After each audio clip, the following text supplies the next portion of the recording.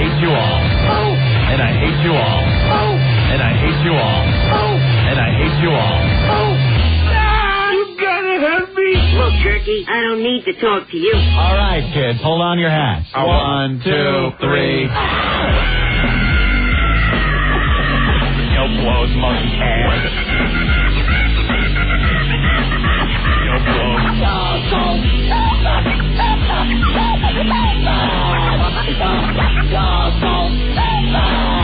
Yo blows monkey ass. Monkey ass. Who's the man? Who's the man? Who's the man? Who's the man?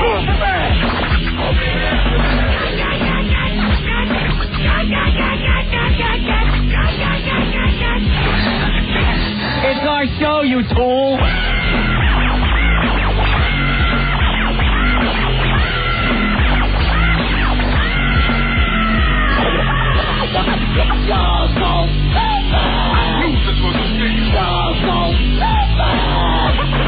Unbelievable. I can't go on. Opie and Anthony. Come on, it's not funny anymore. Make it stop. Make it stop. And APW. I hate this place. Nothing works here. Medication's on one. I've been here for 7 years. I hate this place. Nothing works here. Medication's on one. I've been here for 7 years. I hate this place. Nothing works here. Medication's on one. I've been here for 7 years. I hate this place. Nothing works here. Medication's on one. I've been here for 7 years. Nothing works here. Medication's on one. I've been here for 7 years. I hate this place. Nothing works here. Medication's on one. I've been here for 7 years. I hate this place. Nothing works here. Medication's on one. I've been here for 7 years. I hate this place. Nothing works here. Medication's on one. I've been here for 7 years. I hate this place. Nothing works here. Medication's on one. I've been here for 7 years. I hate this place. Nothing works here. Medication's on one. Walk it off, I've been here Dick. for 7 years. I hate this place. Nothing works here. Medication's on one. I've been here for 7 years. I hate this place. Nothing works here. Medication's on one. I've been here for 7 years. I hate this place. Nothing works here. Marijuana is the bomb. Medication's on one. I've been here for 7 years. I hate this place. Nothing works here. I see your legs Medication's coming. on one. I've been here for 7 years. I hate this place. Nothing works here.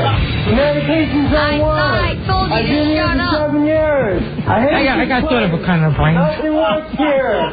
Medication's on one. I've been here for 7 years. I hate this place. Nothing works here.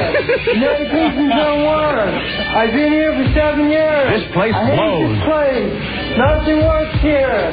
Medication's on one. I've been here for 7 years. I hate this place.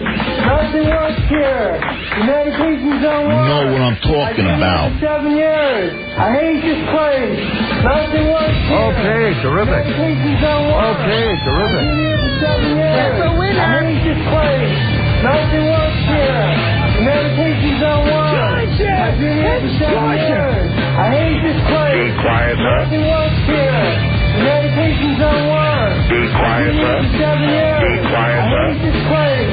Nothing works Be here. quiet, sir. Medication's on one. Be quiet, sir. I've been here for 7 years. Be quiet, I sir. hate this place. Be quiet, sir. Nothing works here. Okay. Medication's on one. Okay. I've been here for 7 years. I hate this place. Nothing works here. Medication's on one. Be quiet, sir. I've been here for 7 Be years. quiet, sir. I hate this place. How'd you like to mow my Nothing lawn? works here. Medication's on one. Be quiet, sir. I've been here for 7 years. I hate this place. Nothing works here. Medication's on one. I've been here for 7 years. I hate this place. Nothing works here. Medication's on one. How are you? I've been here for 7 years. How are you? I hate this place. How are you? Nothing works here. How are you? Medication's on one. you? I've been here for 7 years. Good morning. I hate this place. Good morning. Nothing works here. Good morning. Medications don't work. How are you? I've been here for 7 years. Now we're having fun. I hate this place. Could you shut up? Nothing works here. Could you shut up? Medications don't work. Could you shut up? I've been here for 7 years. Could you shut up? I hate this place. Could you shut up? Nothing works here. Could you shut up? Medications don't work. Could you shut up? I've been here for 7 years. Now we're having fun. Holy Jesus.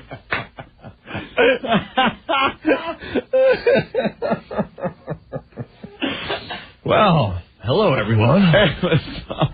This is the twisted and demented radio show called Opie and Anthony. Oh, I'm sorry, man. Funniest thing I've ever seen last night. Unbelievable. I hope you caught it after the Sopranos. We warned everyone. We said watch the Bellevue special right after the Sopranos. Yeah, there was no reason to turn away from HBO last night after The Sopranos. The special on Bellevue. Oh, my God. They could put that on every effing week. I would watch it right after The Sopranos. Every week, different people. Mm-hmm. Screw it with Survivor. I was telling everyone in the back office we should do Real World Bellevue. Real World Bellevue. Yeah, you start getting to know some of the people. Un-effing believable. Nothing works here. I hate this place. Been here 7 years. 7 years. Hey, Rick, you got the crazy lady, too? The crazy lady. You got Cheryl? The one with the glasses. You got clips of her? I got Cheryl. She's Well, this special was great. They went through a few people, I don't know, dozen people, I guess, maybe, and at Bellevue. And there was that guy. I hate this place. He would just yell that around the halls. Wouldn't shut up. And then he'd just stop out of nowhere and kind of look around like, what the F was I just doing? Looks at his watch like, okay, I'm done. Yeah, I'm done for now. He does that, for 40 minutes every single day of his life. Every day. Every day. We got to go right to the phones because everyone picked up on this. That's why we started the show with I hate this place guy. Dave, what's up? Oh, guys, that was probably one of the funniest American Undercovers they've done. Oh, without a doubt. And you know what? They purposely put these people on TV for us to laugh. Oh, yeah. I got a strange feeling. In about a few weeks, you guys are going to be walking around the place going, we've been here for 3 years. 3 years. Nothing works here. I hate this place. Earl doesn't work here. We hate this place.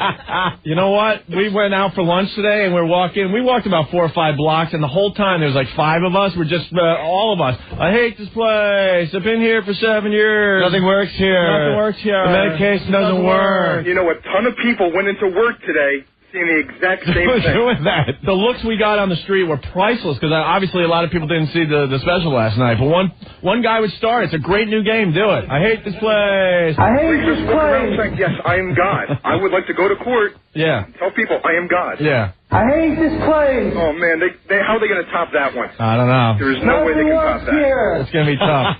All right. Medications don't work. I've been here for 7 years. 7 years.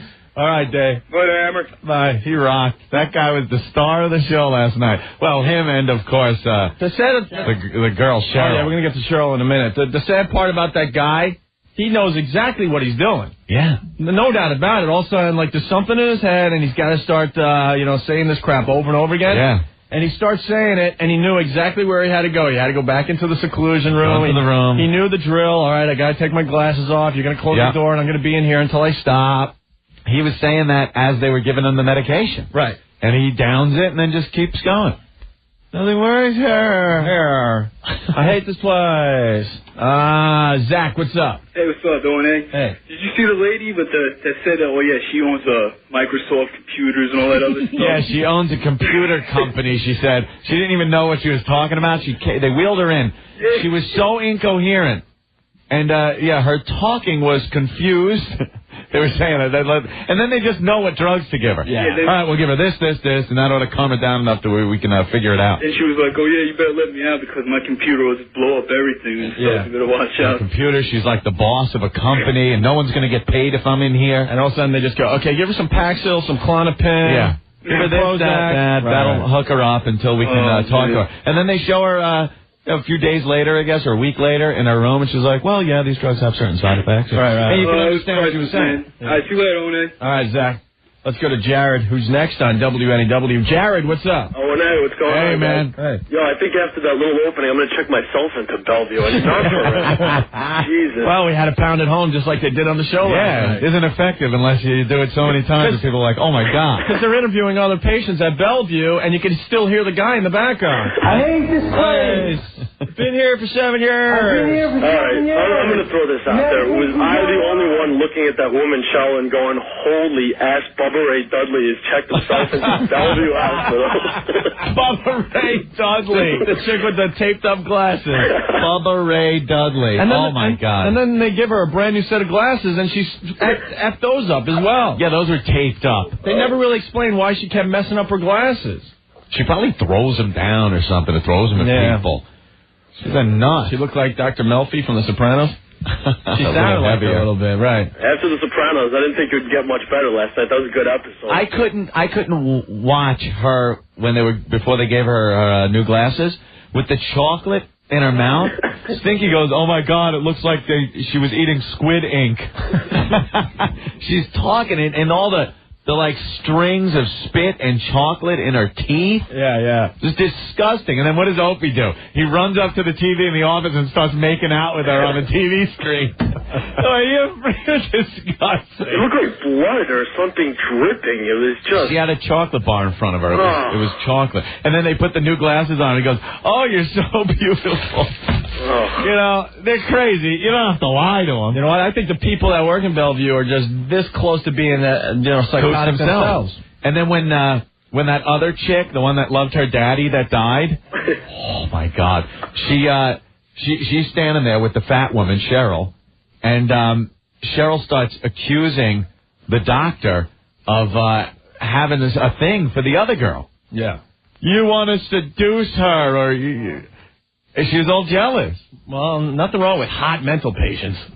You gotta love that. She'd be an easy score, huh? Wait, I think we got... Boy, there's a vulnerable chick. We got some audio from her, I believe. I can't make up. Yes, you can. Come on. I don't want to make up. Oh, this is the girl that looks like Bubba Ray Dudley. Bubba Ray Dudley with the taped up glasses.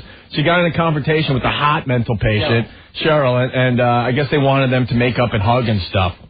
I can't make up. Yes, you can. Come on. I don't want to make up with her because she got me into trouble. You're a forgiving person. Not when I was tied down and thrown in a seducing camera. That was a long time ago, and we're going to have to forget about that and work on now. And you think she's so pretty that you want to seduce her, don't you? No, I don't. I feel like you have the hots for her and everything. I don't have the hots for anybody. Jesus. Because she was that chick. She was, for a mental patient and for what was going on in there, she was all right looking. Yeah. You know? A little weird when she took her leather jacket off and started dancing around to Daddy's home to stay. The girl obviously has some problems. They said ever since she was 17. And then she's talking about her father. She pulls this picture out and goes, he had a heart attack in front of me. And I didn't know what to do. And I didn't know CPR. He died in front of me. And then Daddy's home is playing in the background. And she's dancing with herself in this room, looking up, going, I love you, Daddy. It was so awful. I openly laughed. Oh. And then she had no bra on it, which made it a little special, too. Yeah, she's got, nips, but she's a little saggy, and, she's a little dumpy in the ass and stuff. But as far as coots go, yeah. And she was dancing to Shaft for a while. Yeah, beforehand she was dancing to Shaft, and then, Daddy's home. I love you, Daddy. Still. Yeah, what's up, Owen? Stinky's laughing so hard he had to leave the phone for a minute. What's up, Still? Horrible. What's up? I'm watching the promo before it starts. Yeah. And it's that chick is like, she's like, don't laugh at retarded people or whatever. Yeah. No, don't laugh at mental illness people or whatever. Yeah. Dude, I was rolling on the floor. My girlfriend turns over to me. She's like, you are a sick F.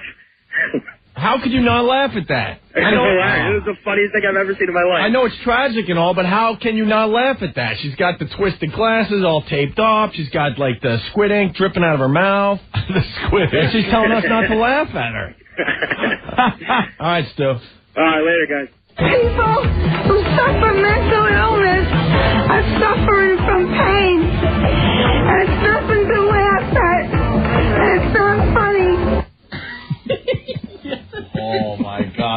they put that clip there because it was funny. She looked like she is a nut. And even the nuts have the pecking order. Yeah. Like, she's online. She's losing her effing S. She's just like, freaking out. All the other nuts waiting in the food line think she's a nut. Yeah. And they're putting their fingers up like antennas behind her head. Then they just start singing happy birthday for no apparent reason. How cool is it that nuts realize that someone else is nuttier? It's nuttier. Like, there's a pecking order. I love it. And then they all go in for food, and the one black guy that was online, he walks in and he goes, "We getting pizza." Right. And, like, makes his gang sign. It's like he's the tough guy in there. What's this clip? This is the opening clip when they're online. Okay, here's. We are getting pizza, which we never get, hardly ever. All we get is mashed potatoes. Mashed coleslaw. You don't get coleslaw. This isn't a diner. Oh, my God. James, what's going on? Hey, O&A, what's going on? Hey. You know, if you didn't watch that show last night, it sounded like Opie losing his S. Right. When he goes like, nothing works here. Yeah, we're going to play that clip Oh, my God. for the next year. I wasn't watching the TV last night. I was listening to it, and all of a sudden, it's like Opie's on? It's true, though. Nothing works here. We've been here for 3 years. Tim's got a good question on 7. The medication doesn't work. Tim, what's up? Hey, O&A, what's going on? Hey, man. Hey, listen, what is this guy, incrementing or what? Did he start at 1 and work his way up, or did he just hit it right, that it was 7? They don't know why he says 7 years. Yeah, but he's been there 7 years, right? No, it's 7 years. Like when he started, did he go, "I've been here 1 year, nothing works here"? Yo, syndication when he hit 70. All right. I've been here for 7 years. Years. Years. Fast forward 20 years, Aunt and I at WNEW. We've been here for 20 years. Nothing works here. I hate this place. I hate this place. Oh, that guy had a good question. He hung up. Oh, well. I want to hear more of the Cheryl clip. We got more Cheryl. Cheryl number 2 is pretty funny, too. Cheryl? What is she doing in this clip? I think this is when she's trying to talk and then she loses it and they start singing to her. This picture is not for kids. This picture is for the help other people. We're trying to say. How could you not laugh at that guy?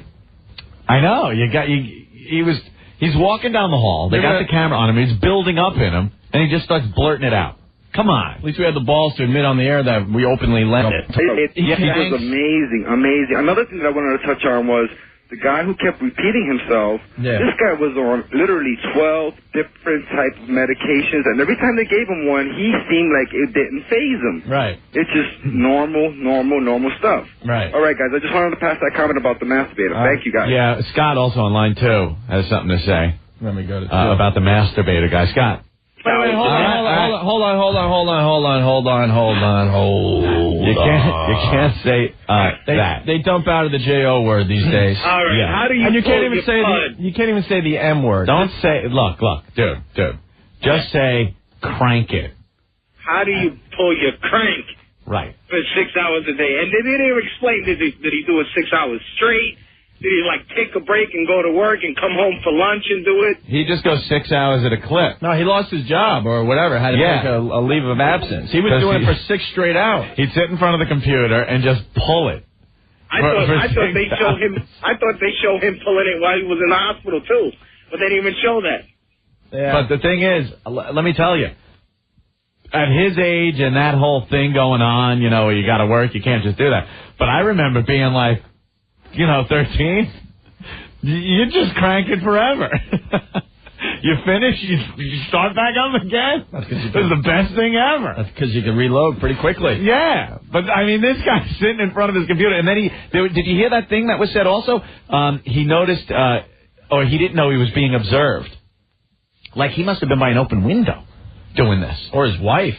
Or, well, I don't know. The way he said being observed, it sounded worse than if it was just his wife. He was throwing his web everywhere. Throwing web. He was throwing that web all over his room. But, I just sit there, 6 hours in front of the computer. I'm going to blow off work today. Just going to sit here and crank it for a while. I'm going to toss another web. Here it comes. And then what about when he's rubbing the shoulder of the other psychotic lady? Oh, it's that the CIA is beaming into her head. And she's got to keep moving around so they can't get a fix on her. Yeah. It always throws them off. Everyone knows you need the tinfoil hat to combat the CIA's radiation. A manila envelope. Eddie! Eddie, hey, how you doing, guys? Living la, living la, living la. Living large. Listen, you guys got to do a better job of describing for those who didn't see what you're talking about. This may have been the greatest comedy show in the history of the world. Oh, but you got to set up the premise. Like, all right, There's a lot of people out there who didn't see the show. Like what? Go. Like, the whole premise was HBO didn't approach it from comedy like you guys were talking about. They set it up as a whole medical, like a review of the Bellevue situation. No. HBO, I think they knew exactly what they were doing. Of course they did. They had a lot of other people in Bellevue they could have focused on that. And Swiss cheese wrapped around you once, twice, and a big Coke.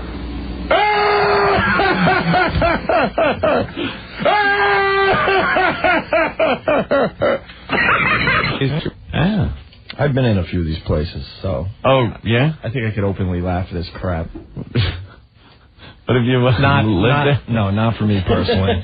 He was there for 7 years. Not for me personally. They seem nice. They seem like, you get a nice room. You get to walk around in your PJs the whole day. And you're on drugs. Kind of sounds cool. And there's cursing like a sailor. And then they get her a couple of days after being in a detox, and she's like, well, I did drink a lot, and I want to go home. Well, didn't you see the drawing, the latest drawing of Christ? No. I think Christ had some color. I saw the pictures of Christ. They look like nude women with whipped cream on them, as per the way Rick is posing. People are like that. It's because of people like you who don't understand them. Look, hey. Twat. Deoni. Twat. They're not like that because of people like us that don't understand them. They're lunatics. I hope you two dumbasses end up in a mental hospital. We could. And maybe then you'll understand. No, we won't because we'll be crazy. But believe me, after 3 years at NEW... I've been here for 7 years. 3 years. 3 years. I hate this place. Nothing works here. I hate this place. I've been here for 7 years. Well, that guy was a star last night. Brian. All right, we got some psych ward people. Wrong, Fez. I have to wait 30 minutes to go back in the pool. Because you ate something? Yeah, but that was an hour and a half ago. Then why do you have to wait? I had an accident on the diving board and they're still cleaning it. You f***ing pig, you ruin another summer. All on the next Ron and Fez. Ron and Fez, middays, noon to 3, 102.7 WNEW. They're shocking, dude. These people, they're born this way, and sometimes, they go through something in their life, and it changes them forever, and they can't help that. And you don't understand that? I understand all that, but funny's funny, too. Funny ain't funny. Mother effer. I mean, come on. I mean, you guys are being ridiculous right now. It's unbelievable. No good arguments. Huh? No, I could say a lot. Some people are sensitive, some are not. I've been in those places. I've seen a lot of those people very close up. You haven't lived until you did arts and crafts with someone you really love. Oh, and made some really stupid thing that you probably made in kindergarten class. All right, man. Again... Is that when you were visiting Ken Stevens, our GM? I remember that. We made baskets when I went. I'm just saying, guys... There you go. I'll answer, Jeff. But when I was watching last night, I'm like, without a doubt, this is going to make a great little segment for the radio show. Yeah. Definitely. Of course. It's right up our alley. Nuts. I think I would look at it differently if I knew the people. Of course. But maybe we can have some guests on our show, and we'll get to know them. The famous, that Homer line says it all. It's so funny because I don't know them. Right. Yeah. And the people that are really pissed in these places. Mm-hmm. I understand that. I can relate to that, man. There you go. Vermont Teddy Bear, Anthony. Absolutely. Mother's Day is coming this Sunday. Send one to the institution. Why not? Mother's Day, yes. Sunday, May 13th. Make Mom happy with a gift from the Vermont Teddy Bear Company. It's fun and original. It's a great way to let Mom know she's loved and appreciated. I've celebrated many holidays in institutions. Nice. Yeah, it rocks. Your mom, wife, grandmother, they'll receive a beautiful bear handcrafted in Vermont, personalized just for her, with a card and candy all delivered in a colorful gift box. Just call a bear counselor, 1-800-829-BEAR. Choose from over 100 bears like the Do-It-All Mom, Mama's Boy Bear with the heart-shaped mom tattoo on the arm. There's even a pregnancy bear tailored your bear to your mom's occupation or hobby. Have the nurse bear, doctor bear, teacher bear, and gardening bear. A beargram is a creative alternative for the usual to the usual gifts. Sending it to the office makes it even more special. And dads, don't forget to get something from me. Opie and Anthony. Bunch of wise asses. 1027. A little piece of it, that's all. And that's the best part. Yes. The filet cut. You get it without all the fat. Yeah. Anthony, we really got to move on. We were talking about the HBO special about Bellevue. Yeah. We'll get back into that maybe a little later, but there's so much else to talk about today, obviously. A lot went on over the weekend. Yeah, the Knicks are out of it. Tragic, Mikey. Don't worry, we won't spend 12 straight hours talking about it. I don't know what we're going to do now. I was hoping on the Knicks being in the playoffs for a little longer. Now, how the hell are they going to compete, Mikey? I hate this place. Yeah, the Knicks went down. No real surprise to real Knicks fans. Yeah, but it still sucks. Kind of bumming. They're going to have to retool the whole team in the off season. Yeah. But Anthony, just to wrap up the Knicks season. Yeah. We have audio of Jeff Van Gundy at the press conference right now. So here's Jeff Van Gundy after the game Friday. I hate this place. Nothing works here. The medications don't work. I've been here for 7 years. I hate this place. Nothing works here. The medications don't hate this place. Nothing works here. The medications don't work. Surprisingly, no one could ask him a question. I hate this place. Nothing works here. The medications don't work. I've been here for 7 years. I hate this place. Don't leave little patches of hair. There you go. Anthony, big news here. Yeah. We've been doing the whipped cream bikini contest for the last couple of weeks. We've had the ladies qualifying. Want to thank all the ladies for coming down. Unfortunately, we couldn't have all the girls in the finals. It was a tough decision. We had God, how many people we had checking out the pictures? There was quite a few. 20 or 30 guys were, around the computer, say, in our office, picking the finalists. And now it's time for you guys to vote for your favorite whipped cream bikini chick. Yeah. Now, here's the deal. If you guys are relatively new listeners to our show, when we do these type of contests, we do it in a different way where we need you guys to vote every single day. Every day, people. Every day. And what's going to happen as the days go by, the girls with the least amount of votes will be knocked out of the competition. Eliminate. So by the end of the week, we'll be down to 2 or 3 girls that you'll be voting on, okay? Right now, what do we got? 3, 6, 9, 12, 13? Yeah, we wanted 13. We wanted the top 10, but it was tough. So we decided, you know what, we might as well just put 13 girls up there. Yep. And their names, Anthony, for the people that aren't close to their computer right now? In absolutely no particular order. Right. They are Daisy made it in, Liz, Chris, you remember Emelisa, Laura, yes, Charlie, the tall strawberry blonde model girl, teen, our only teenager, I believe, Darian, who's that B-movie soft porn actress, a favorite with the crowd, Kelly, yes, Savannah, correct, Jessie, who is now 20. She's one of the Voyeur Bus girls. Yeah. That got arrested for us. Mm-hmm. Then you have, Dallas. With the cowboy hat. Yeah. Celia. Right. And finally, Madison. Madison from Privileged Gentlemen's Club. Yes. There are your finalists. You know what? It's interesting because a lot of people have abused us over this contest. They've trashed us and said, what's wrong? You guys can't get the hot-looking girls into that studio. Mm-hmm. You look at those finalists, and I think you're going to change your mind. Yep. There are 13 smoking girls right there. And there you go. You have to vote for your favorite. We have a trip to Hawaii that we're going to give away to the girl with the most votes. But very important that you vote every single day. And those ladies that came down and were eliminated, were not finalists, It was very close trying to decide. As a matter of fact, that's why we picked 13. Right. We couldn't just narrow it down to 10. And then it got to the point where, look, now we got to draw the line somewhere. There was probably 3 or 4 more girls that we could have put up there. But we had to cut it off.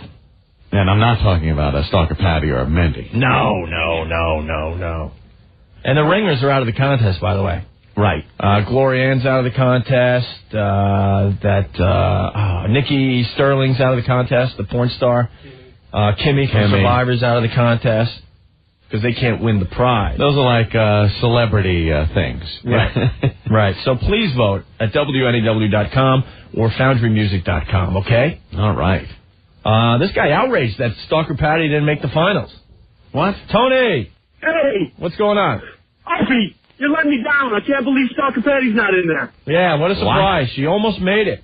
I don't know who I'm going to vote for now. All right. Thanks, Tony. Carlos checking in, instant feedback, loves Emelisa. What happened to Mendy? Mendy, sent out a bulk email to all her fans. To vote for her? To vote for her and rig the contest. Oh, stop. You're going to make it through the... So that's why we do the first screening. And we put the finalists in, so there's no goof factor. No, we put the real finalists in, and then it's up to the listeners to take it from there. That's it. I went to a party Saturday night. The message board had this big party in Jersey. Had a great time. A lot of people there. And walk off the stage. Now I'm on the stage. Mendy's on the stage. Everyone's screaming, "You ruined it! You ruined it!" She got lambasted. And Patty came up on stage too and showed her hooters, if you want to call them that. I don't even know what you want to call them. And the crowd again, very, very disappointed. Patty's got to stop. She's got to stop. Yeah, Patty's getting out of control. Patty, dude, what has happened? Now she's doing this out in public? Oh yeah, now she's oh my God, she's wowing the crowd. She's got to stop. Yeah, really. Or we're gonna have to get her in Bellevue. Imagine that. Oh, I don't need it. I hate this place. The medication doesn't work. Nothing works. I've been here for 7 years. I hate this place. Nothing works. The medication doesn't work. I've been here 7 years. I hate this place. Nothing works. The medication doesn't work. I've been here 7 years. I hate this place. The medication doesn't work. Nothing works. I've been here 7 years. I hate this place. Barry, what's going on? Hey, guys, how you doing? All right.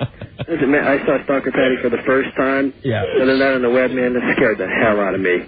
Wow. Listen, man, I want to call you guys about that psych ward thing. Yes. Listen, I work with disabled kids, right? You can't pick and choose who you're going to make fun of. You know, all these people calling in giving you hell about, this stuff. If they're the same ones who are laughing at the gay stuff, they're the same ones laughing at all the fat women, they can't call in grief about this. Barry, we're asked that a lot, where's the line and stuff. I think people get pissed off when it hits too close to home. Yeah. Probably some of the people that are pissed at us because we were laughing at that Bellevue special on HBO last night are probably... a lot of these people probably laughed at a lot of the other twisted stuff we put on the show, but for some reason it hit a little too close to home, and now they're pissed. Exactly. I didn't think it was funny, but I'm not going to give you guys grief over it. I've made fun of stuff that hits way close to home, but I can't sit here and decide what we're going to make fun of and what we're not. No. All right, guys. Hey, my vote for Dallas. All right. Dallas gets a vote. Well, you got to get to WNEW.com or FoundryMusic.com and get that vote in, all right? All right, thanks, guys. All right, man. Bye. Here's Stalker Patty. Patty. Hi, how did you know I was calling down? I didn't have a chance to say who I was. I hate this place. It's the tinfoil antennas I have on my head. I always know when you're calling. Patty, say I hate this place. No. Say the medication don't work. What? Nothing works. Anthony. I've been here 7 years. What, Patty? You know it wasn't you know I did not volunteer to go up there. I was just standing down there, and you said I'd like to bring Patty to the stage, and then you told Everyone me wanted to see Patty, of course. Then you told me to wow And the everybody, crowd and I starts chanting, whip him out, hesitated, whip him out. How many people puked after you wowed them? I didn't do it that voluntarily either. Somebody came up and made me. Look at the attitude she got. Yeah. No, A whole new Patty. well, but it wasn't voluntarily, Anthony. I would never have gone near the stage unless. Listen to that voice. Hey, Patty. Hello? Patty, what drugs have you been on in the past? Never. Come on. The only thing I take are my vitamins and cod liver oil. That's it. Cod liver Why oil? cod liver oil? That makes your Cod smell. liver oil. No, Where do you put it? I take 2 teaspoons a day for my vitamins A and D.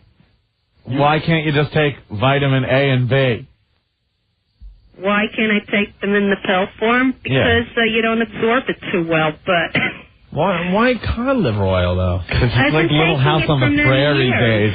Take your cod liver oil. Spanky? You have to take your cod liver oil. Does it make your hair look nice and shiny and healthy? Actually, no. I take it because it builds up resistance and I never get sick. Resistance? You're not getting dirty ever. Build up your resistance to you. What? Oh, stop it, Anthony. Be nice. Patty, I'm sorry you weren't one of the finalists in the... oh, that's whipped okay. cream I didn't contest. expect it. You know. Yeah. Were you flirting with Stephen Lynch at this party Saturday? No. A couple people checking in saying you were. Flirting? No, I'm not the type that flirts. I think she was flirting with a little bit of everybody last night, to tell you the truth, Opie. I saw you taking up a little bit of Cowbell Bill's time. When? I don't remember talking to him. Maybe if you didn't drink so much. I don't drink. All I had was soda. Maybe if I didn't drink so. Someone wants us to play What's in My Pants with Starker Patty. We already know that she's got a hardwood floor. Juan checking in. Now you've added a smell to my already horrifying visual. Be nice. Patty, just keep your clothes on next time. Please. All right, Patty. You had a good time? Yes, I had a great time. They're very nice people. Okay. Hey, are you upstairs? Yeah, I just came up as soon as I heard Anthony talking about me to make a call down. But I don't know how you knew I was actually calling down, though. I hate this place. We have people watching you these days. Really? Yeah, don't get paranoid, but we do. We're a little worried about you. Where were you and then decided to come running up here when we were talking about you?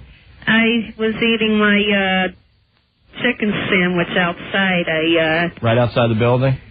Well, yeah. Yeah. And then I was listening to the show. And said, oh, my God, they're talking about me. I better get upstairs. Yeah, so I could put myself in front of the phone. What? Oh, my God. I can't take this anymore. All right, Patty. Thank you, Patty. All right.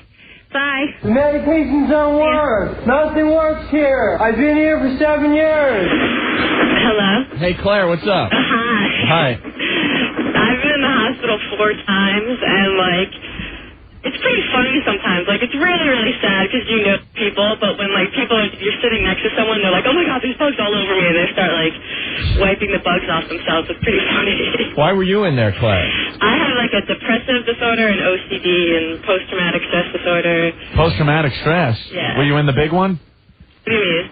Yeah, why the post-stress thing? Wait, I think what did you say? What was the post-traumatic? I was molested when I was little. I knew it. I could have called that one. Hey, you want to get banged? You hot? You still, you like the sex, though? Yeah, I like sex a lot. Oh, good. I'm not going to become a porn star or anything now. What's your OCD problem? I count syllables and words and stuff like that. How can you count syllables? When people are talking to you, you just count how many syllables they say and stuff like that out in your finger. As they're talking? Yes. Are you counting syllables right now? No, only when I'm really stressed out. I'm on medication for it. Wow, that must make it so you're not really paying attention to what they're saying. What? He's counting. Hey, are you stuck in traffic? Kind of. Yeah, it's kind of stressful out there today, man. It really is. The roads are like a nightmare. You guys want me to freak? I think they're doing pothole repairs, and I think we lost Claire? Yeah. She didn't want to play. How do you concentrate on what someone's saying if you're counting the syllables? That's pretty weird. All right, let me count. How are you doing, Opie? That would be weird. And on your fingers, so like you're constantly putting your thumb and your fingers together, so you're 1, 2, 3, 4, 5, 6. Rick? Wow, I could get into this. Chris, what's going on? You, what's up, guys? Hey. Hey, you guys are tools, though, really, because my girlfriend, she came down there for the contest. She got naked in front of you guys. You wouldn't even let me come in the studio. I think that was a little effed up. Because we're trying to do a radio... A lot of...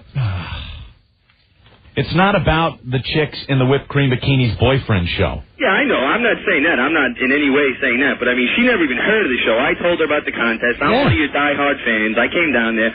Let me stand in the doorway at least. You asked you to take her top off. It's the least you could do. I mean, you know, no big deal. You were out there when she was having her pictures taken. We were all outside the studio. All right. You know what's funny is when we were trying to get in the studio, you know, you got that phone to call to get someone to come out and get you. We called the 1010 Wins newsroom, and we're like, yeah, where's O&A? They're like, we have nothing to do with O&A. We hate O&A. Don't call this number again. And they hung up on us. That's no exaggeration either. 1010 Wins. We share a lot of stuff with 1010 Wins. Isn't that messed up? Yeah, yeah. Well, so Chris, she's in the finals, right? Yeah, she's definitely in the finals. She's she's going to do very well in this contest, and I apologize, but you know we have a radio show to do, and some people get pissed because we don't just throw them on a mic and say, "Hey, Hank."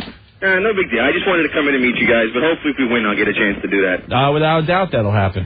All right, fellas. Wish me luck. Thanks a lot. All right, Chris. Later. Bye. See, the guys get all angry. Loser.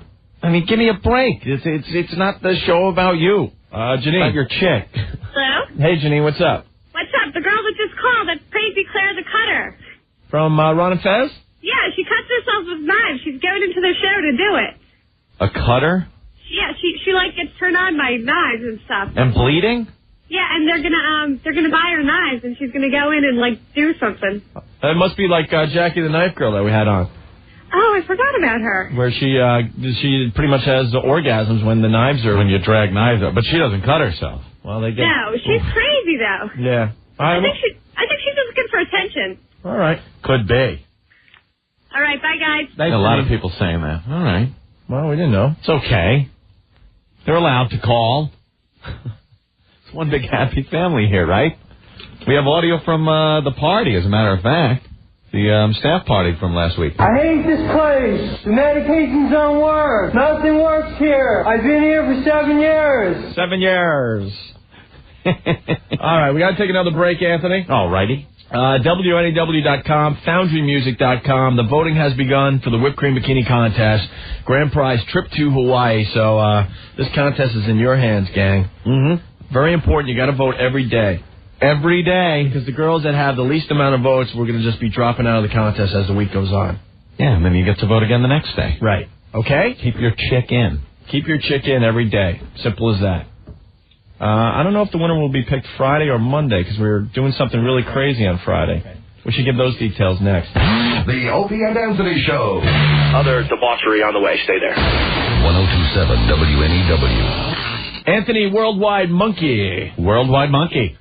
There's several varieties of Mother's Day monkeys for customers to choose from. Each monkey, the chimp, which is black, the gibbon, that's white, the orangutan is marmalade color, has a baby that can be added for Mother's Day. For example, dads can send mom a chimp with babies to match the number of children she has. How about that? The mom monkey can have a garland of flowers and or a Mother's Day ribbon included. Your choice. Another Mother's Day package. Orangutan mom with baby orangutan. A copy of the video Orangutans with Julia Roberts. Is that true? What are they doing with her? Or how about breakfast for mom that includes Worldwide Monkey, pure maple syrup, and pancake mix?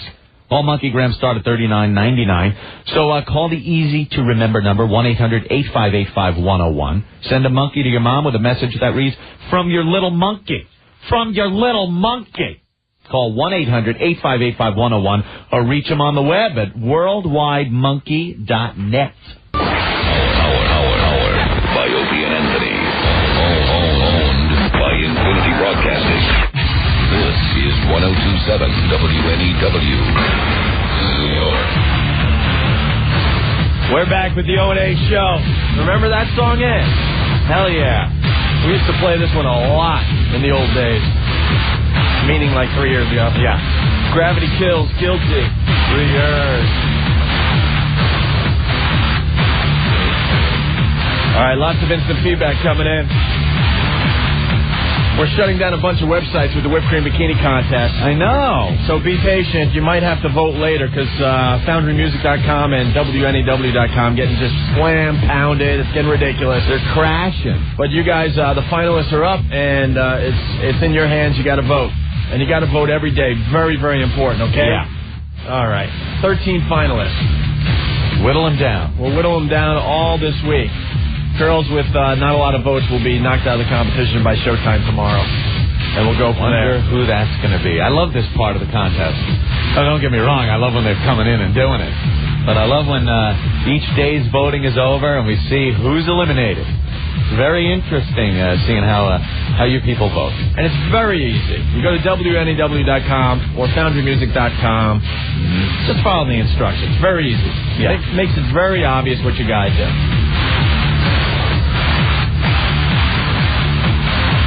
Well, we're trying to get away from this Bellevue Hospital, but we're getting lots of Bellevue Hospital special they had on HBO last night. Yeah. But we're getting lots and lots of interesting instant feedback, Anthony. All right. Moses from Long Island City. Guys, tell those whiny JOs to F off. I was in a mental hospital for a month and laugh about it all the time. I was psychotic, all effed up on weed, shrooms, and acid, wandering around Oregon looking for Dwayne Allman's magic guitar so I could save the world at the millennium. Now, that's funny. All I got His magic guitar. Yeah, all I got to do is take my medicine, and it's all good. He's a bard. Guy was wandering around Oregon looking for Dwayne Allman's magic guitar. The magic guitar. So I could save the world at the millennium. He was playing a real-life EverQuest. Right. Yeah, there you go. He's looking for a guitar. Meredith from New York, you guys should be ashamed of yourselves. These poor people can't help the way they are. They were born that way. You people are what's wrong with our society today. Every time I tune into your show, all I hear is you making racist or insensitive remarks about others. Where are your morals? I can tell that you were both raised by white trash. Meredith, wrong. And how could you... See, that's not very sensitive, saying things like that about our parents. You don't know them. It's very insensitive. I bet your mother's a twat. Meredith. Say bad things like that. Meredith, I was raised... Never mind. My mom was half mental, so relax. I think I can laugh at this. Eek. Meg from the city, I can understand making fun of stupid, moronic people, but why people who are genuinely sick and defenseless? Pick on someone your own size, guys. Sick and defenseless people are easy to pick on. That's why. Andy from East Meadow, why don't these effing listeners get it? Funny is funny. When someone falls down, it's funny. When someone is crazy, it's funny. When someone is a midget, it's funny. If you can't laugh at life, listen to AM radio or music, a-holes. It's a nice, easy mark, lunatics, right? They don't fight back, and they really can't when you're goofing on them on the air like this. It doesn't take much creativity or effort to come up and goof on them, so, hell, we do it. The lunatics know how to fight, though. That's right. They fight dirty. They get what's called retard strength. Right. They can lift cars and stuff. See, I think if you don't have the fear factor in there, like you're a lunatic, you're not afraid, that ups your strength. You get that? It's retard strength. Yeah, Franks and Beans. Franks and Beans. Franks and Beans. You're right, Rick. Pete, what's going on? Hey, man, I wanted to thank you for rebroadcasting that element from HBO. Oh, cool. 30 years ago, I was a psychiatric technician. And during the holiday seasons, I was working double shifts with panic patients. And the particular patient that you're re-airing basically ended my career. No way. Oh, yeah. No, it wasn't him, but that same syndrome drove me absolutely out of my mind. At first I thought I was a shallow person, and then I recognized that some of these people just have a talent for driving you nuts. Yeah. Well, we saw a lot of the people that were working at Bellevue during the special kind of giggling and laughing themselves. A lot of them, it's a technique that they learn in terms of getting under your skin, too. Think about it. They pay people to sit and watch you all day long. Yeah. They've got to be able to drive you away somehow. Right. This guy can manage to do it pretty pretty effectively. So you've had it and you just left the profession altogether? I was watching The Sopranos last night. I got onto HBO, the broadcast from Bellevue, and I swear to you, I couldn't even sleep last night. It made me so neurotic. Yeah. And then when you were rebroadcasting, I had medicated myself this afternoon and was laying down on the beach in the sun. And you rebroadcast that, and I went into nervous convulsions. All right. $10 worth of good herb just down the drain. All right, Pete, thank you. We were saying, I think the doctors that work there and the people that work there are just on the verge of insanity themselves. Yeah. Kelly. Carrie. Who? It's Carrie. Hi, Carrie. What's up? All right, I have to tell you guys a story. Yeah. A couple of years ago, I was, I spent a couple of days in a place like that, and that was really basically for being a neurotic brat. Mm-hmm. What do you mean? Well, a relationship was ending, and I wanted attention. So what'd you do? You're making it sound like it's something that was almost like a timeout. I mean, what did you do that you ended up in a hospital? I bet you she slit her wrist. I didn't. Pills? But I made threats. And I went to a kind of a country club place that was actually mentioned last night. It's Gracie something or another in the city. Okay. And I was told by a therapist that, this is where rich people go. They check themselves in for a couple of days. It's a party. Now, I have to tell you that it was the funniest experience I've ever had in my life. First of all, this place has various different floors, and I was on the one with the least amount of security, and that's pretty much what it was. A lot of people that just were there for a rest from their drinking problems, their drug problems, what have you. But I didn't know what to expect, and when I first arrived, the nurse came and checked through all my belongings, and then started asking me if she could wear my clothing and borrow my jewelry. It was revealed that wasn't a nurse, but people have white coats, they walk around. In the morning, I had my pulse taken. Hope that doesn't piss her off. I say go back. Scott, what's going on? Yo, what's up, guys? Hey.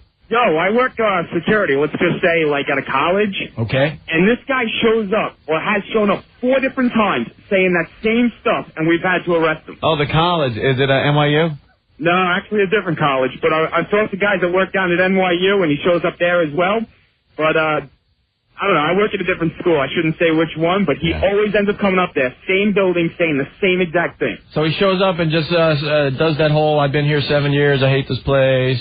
Yeah, dude, and let me tell you something. It is the funniest stuff that you will ever hear. Without a doubt. Well, let's get him on the show. All right, thanks, Scott. Spend the whole day doing the show with him just doing that in the background. Reciting in the background. We got the guy that was God. Oh, yes, Greg Gordon. From last night's HBO Bellevue undercover show.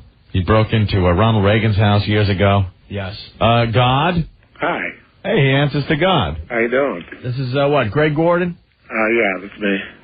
You're on the special last night? Yep.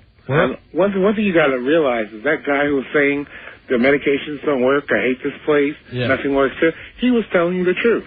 That's the problem that people don't understand. Mental people always tell the truth. Now, you might not believe it, but they're telling you the truth. So you're a mental person, and you say you're God. I am God. Check out my website, lightoftheworld.com. It proves it to you. Last night, God's got a website? Lightoftheworld.com. I got I'm pumping over 4 gigs an hour right now. Greg, how can you prove that you are God to us today? How can I prove it to you today? Yeah. All right, let me see. Go to my website and look at it and view the video call. No, I don't want to go to a website. I'm talking to you. Do a miracle. We have the privilege of talking to God right now. I don't need to go to a website. All right, a miracle? Give me something. You want a miracle? Yeah. All right, I'm going to blow the psychiatrists out of the water. Psychiatrists have been given the power of God over people. They can do what they want. No, I'm talking, I need some flaming hail or like frogs. All right, let me tell you something. You were made in God's image. I am just as you are. I am a man like you are. You are a God like I am. That's what the message of I remember that line from Caddyshack. Right. I'm a man like you. I'm a man. Exactly. God, you were made in God's image. What does that mean? You can do everything that God can do. My name's Fred. So what does God look like? God looks like a man. And that's me. I am God. But, you know, if you read the book's Conversations with God... All right. Did you really break into Ronald Reagan's place? Yes, I did. Into his house? He's the Antichrist. That's the thing. one thing that Christians don't understand. Slow down, God. Slow down. Okay. The Muslim interpretation. No. I don't want to hear any of that. I want to know the story of you breaking into Reagan's place. Okay. What kind of details do you want about that? Ronald Reagan's the Antichrist? He is. His first name is Ronald. His middle name is Wilson. His last name is Reagan.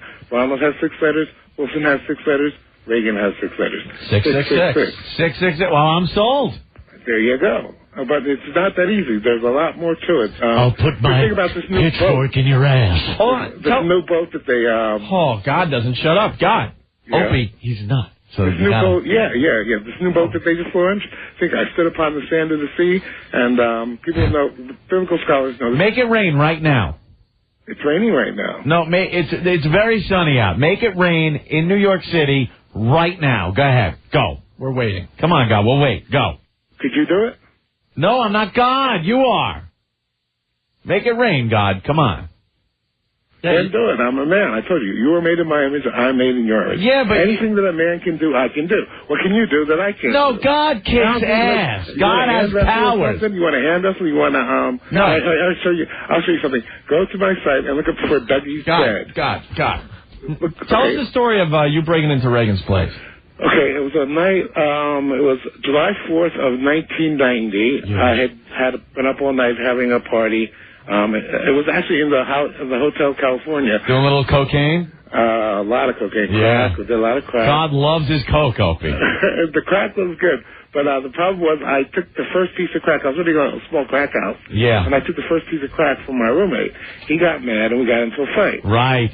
So we were like fighting about it and carrying on, and I said, before I kill him, let me do something worthwhile. And I went down and I got myself checked out of the hospital. Yeah. And said that I was going to kill Reagan. And they said, well, if you do, we'll testify in a court of law that you were sane at the time of the crime. So then I was like, I pleaded with them. I said, please admit me, please admit me, please admit me. And the guy gave me $2 and said, take care, go buy a hamburger. I was broke. How'd you get into Reagan's house? The door was open. I had cased out the joint one time before that. And so that, I didn't see any security glasses. You just walked into Ronald Reagan's house. Well, the door was wide open, that's why they didn't lock the door. So when I ran up the side fence, jumped the fence and ran up the driveway, an agent was following me up the driveway. I ran to the door, and I stopped, and I said, this is as far as I intended to get, because I read Timothy Leary's book. It said the best way to get publicity is to commit a famous crime, then go through the trial, like OJ, the OJ trial and stuff like that. Of course. Then you get all that publicity from the trial, and then you get the book deals after the trial's over. Hey, God. Yeah? You know everything because you're God. Did OJ do that? Did he kill her? Okay, let me tell you. OJ knows, right? For sure? Yeah, but you're God, you know. OJ's God, too. We're all one. We are one. Believe it. Read the books. It's all out there. OJ's God, too. We're all God. We are one. Everyone is God. But God, I thought you were the God. No, I am the Christ. There's only one Christ. Oh, you're Christ. Right. Are you the second coming of Christ? Yes, I am. Look at that. I'm God. And people say they don't believe it. Maybe I'm the exception that proves the rule. Maybe I'm the rule that proves the exception. God. On the HBO special last night, they said because of this whole Reagan thing that the Secret Service kind of keeps tabs on you and stuff. Yeah. And they take you to movies and nightclubs. Well, they did when a president they did for a close while. to you. They did for a while to this guy in the shack. God, stop cursing. Yeah. Okay, I'll be good. So God, no, you're Jesus. Right, I'm Jesus. We're all God. I'm Jesus. We're all God, but I'm not Jesus. See, according to Jesus in the Bible, I'm supposed to use my own name. So my name is Greg. Jesus' new name. It speaks about the new name. Oh, his new name's Greg. My name is Greg. Opie, you share a name with Jesus, the new Jesus. Look at that. The new Jesus.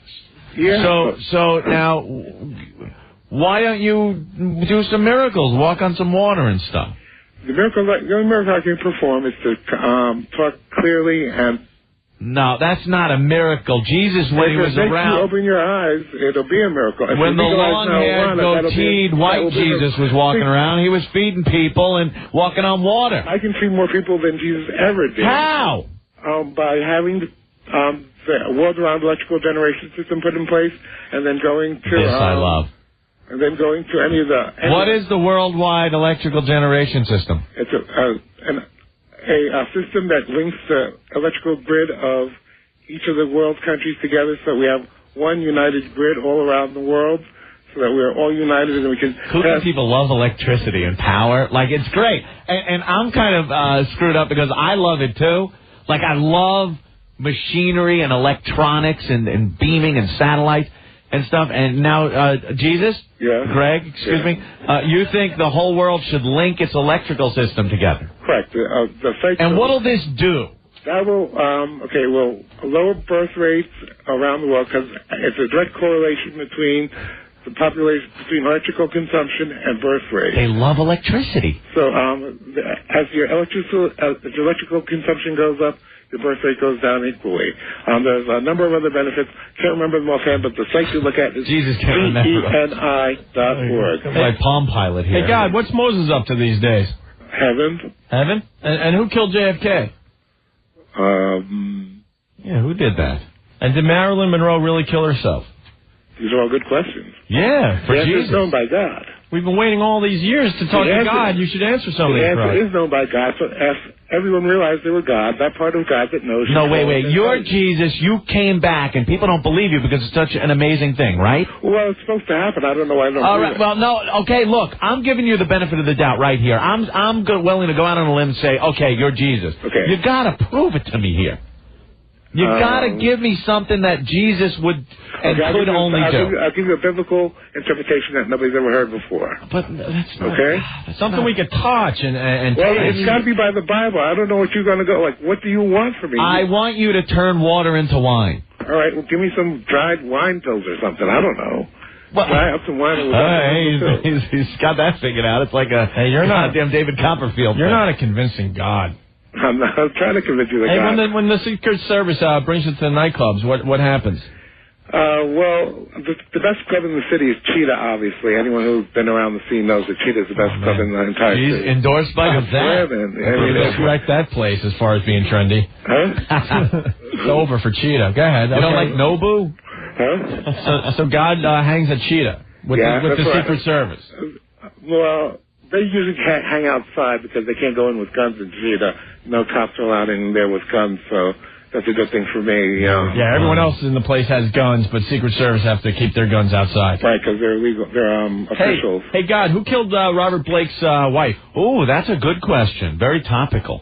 Who killed Robert Blake's wife? Yeah, Beretta. Remember Beretta, the TV show? Well, that was yesterday, right, or something? A couple of days ago. Who did that? I don't know. Get the detective on the case. They're God, too. They see God knows, and God will find out everything, because we are all God. I think God is full of ass. Anything that is known to God, anything that is known to man, is known to God. Yeah, but you're Jesus. You are Jesus returned. I'm a human being. I am one with all of us. You got no powers, though. You're crap. You're like a superhero with no powers. Go to lightoftheworld.com and you'll see my powers. I can talk clearly. God has kryptonite in his pants pocket. Antichrist. Yeah? Hey, God, can we crucify you again? Only if it's by lethal injection. When's can make positive as well, Matt, now. All right. I think we've had enough with God. All right, Greg Gordon, God. All right, thanks a lot. Good fun, guys. Take care. Bye. Go to his website. God.com. Light of the World. I'm looking at it right now. It's worse than Foundry on its worst time period. Remember when I couldn't figure out Foundry Music before they fixed it? Yeah. This is impossible. There are things thrown all over and topics, and I don't know what to make of it. And hoo-hoo. Look at that. All right. Wonderful. We just talked to God. Yeah, sure we did. Well, you don't believe him? We'll take a break. Keep voting for the Whipped Cream Bikini Contest. The finalists are up, and it's up to you guys to vote. WNEW.com and FoundryMusic.com. Yes, Anthony? Gordon has 6 letters.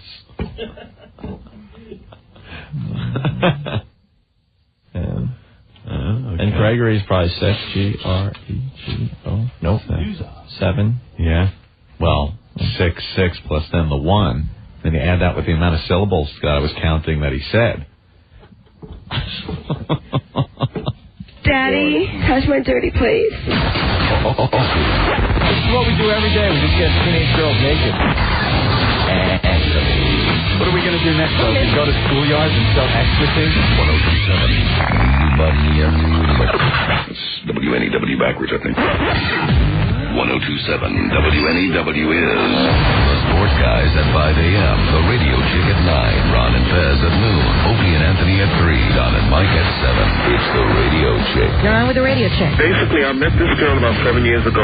She always told me that if her and her baby's father broke up, that we would be together. It seems like now it's not happening. Do you really want to hook up with a girl who's starring in As the Ghetto Turns? I'm telling you right now, Mustafa, you hit me again and I'm out of here. Don't nobody put their hands on me. My father don't put his hands on me. I don't care what you say. The Radio Chick, weekdays 9 to noon, 102.7 WNEW. Like the Grease Man said, well, if I were to turn gay, I'd want to date Clint Eastwood. Waddle doodle. Go ahead, put that shit on the air, man. I don't care. Opie and Anthony. 102.7 WNEW.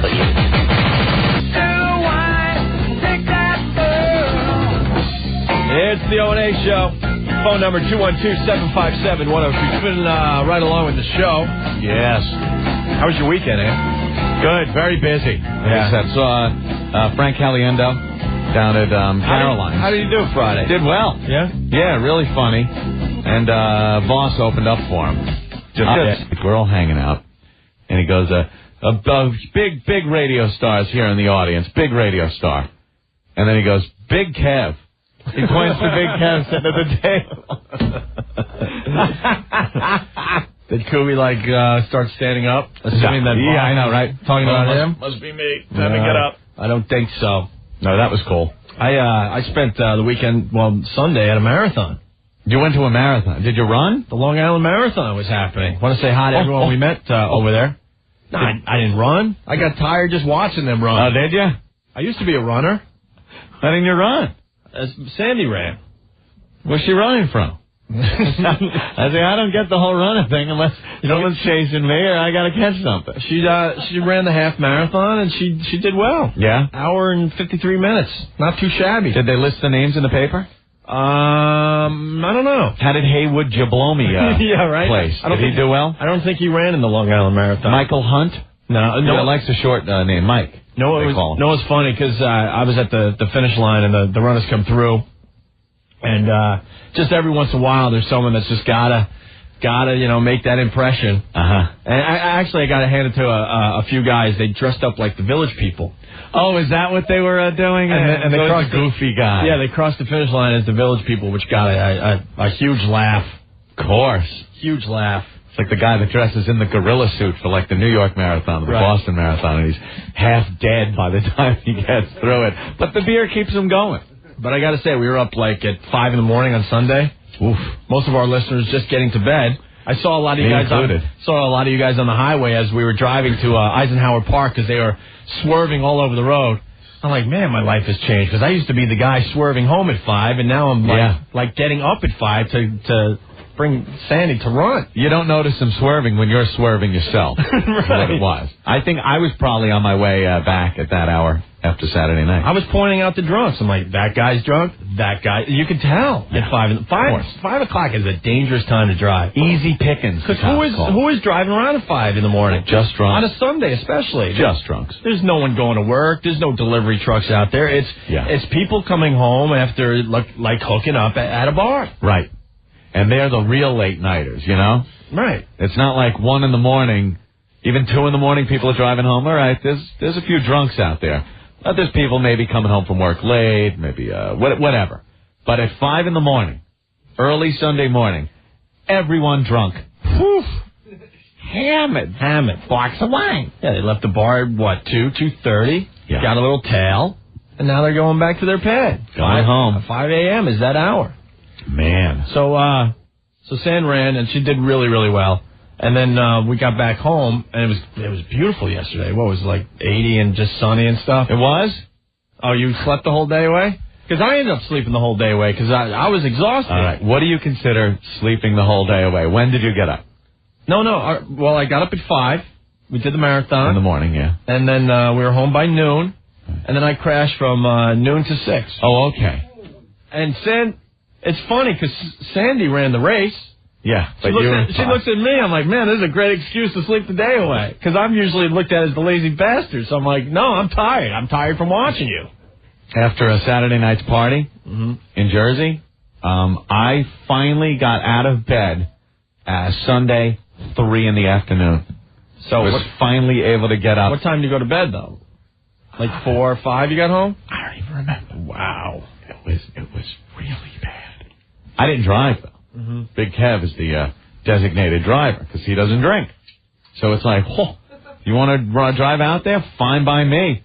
Kev's becoming your little pal. And then I got designated driver, security. Can't beat it. The guy that doesn't drink? That gave me an excuse to completely get hammered. Because you even know. Like, if I'm having a couple of beers, and I know I have to drive, like at the office party there that we had, I'll stop. I can't, like, pound the shots or anything. But Saturday night, I knew I didn't have to drive. Jägermeister. And then when you got to keep up with the likes of Lynch and Dina Cola, forget about it. But who says you have to keep up with them? No, you do. But you got to. See, Ben's saying, yeah. I don't get the I got to keep up thing. Well, you just want to stay in the same head. You know, if look at Ben. Yeah. If you're kind of sober and everyone you're around is hammered, you're not having fun. So, and it was just a massive party atmosphere. Right. We were hanging, drinking. Then Sunday I got up and went to see The Mummy. Saw The Mummy. I was part of the $70 million. Return $70 million. Driven in second place, $6.1 million. Yeah. I mean, if you were going to the movies this weekend, you went to see The Mummy. Simple as that. Yeah. You got in. I mean, the lines must have been just insane. Yeah, well, no, it wasn't that bad. That's one of those movies you show up for like a 7 o'clock showing on a Saturday night, and they're like, well, we're all sold out until midnight, and you buy the midnight tickets, and then now you got 4 or 5 hours to kill. Yeah, I went to the 4 o'clock. It wasn't bad. Really? Wasn't bad. I went to a big theater, though. I mean, it held a lot of people. Right. And it was good. I'll give my thumbs up. 2 thumbs up. One here, see? Look. There you go. How was the special effects? Special effects were great. Yeah. I love the whole huge armies plowing into each other. I mean, it's fantastic. And just the mummies and the creatures and the army of darkness that rises out of the sand. Really cool. Was that Rick? What about when in the beginning when they're being chased in the double-decker bus? Yeah. And running up on the walls and stuff? Yeah, very cool. That was something they did in the first movie, but it's always cool to see. The guy there, that head muckety muck, what was it? Imhotep. Brought back the 4 big nasty mummies to chase them down the street, and they're getting away in a double-decker bus, and the battle's really cool. All the fight scenes. There's a scene where the 2 chicks are going at it. Rachel Wise and Imhotep's chick. She doesn't look as hot as the first movie. What happened? No, she does. You know something? The preview. Maybe the previews didn't show it. Okay. But they show what happened back in ancient Egypt. Right. And these 2 are in these little Egyptian, like genie outfits. Mm-hmm. They look like I Dream of Genie outfits. They're in these little outfits with these 3-pronged fork things that they're fighting with. Right. One of the hottest fight scenes I've ever seen. I'm watching this and I'm going, this is hot. Yeah. This is like it was a great fight, choreographed very well and everything. But then I'm thinking, I'm just like, this is so hot to watch. Hot chicks fighting. Hot chicks fighting. And then they do it again toward the end of the movie in their regular clothes. Right. And it's hot again. Yeah. 2 hot times.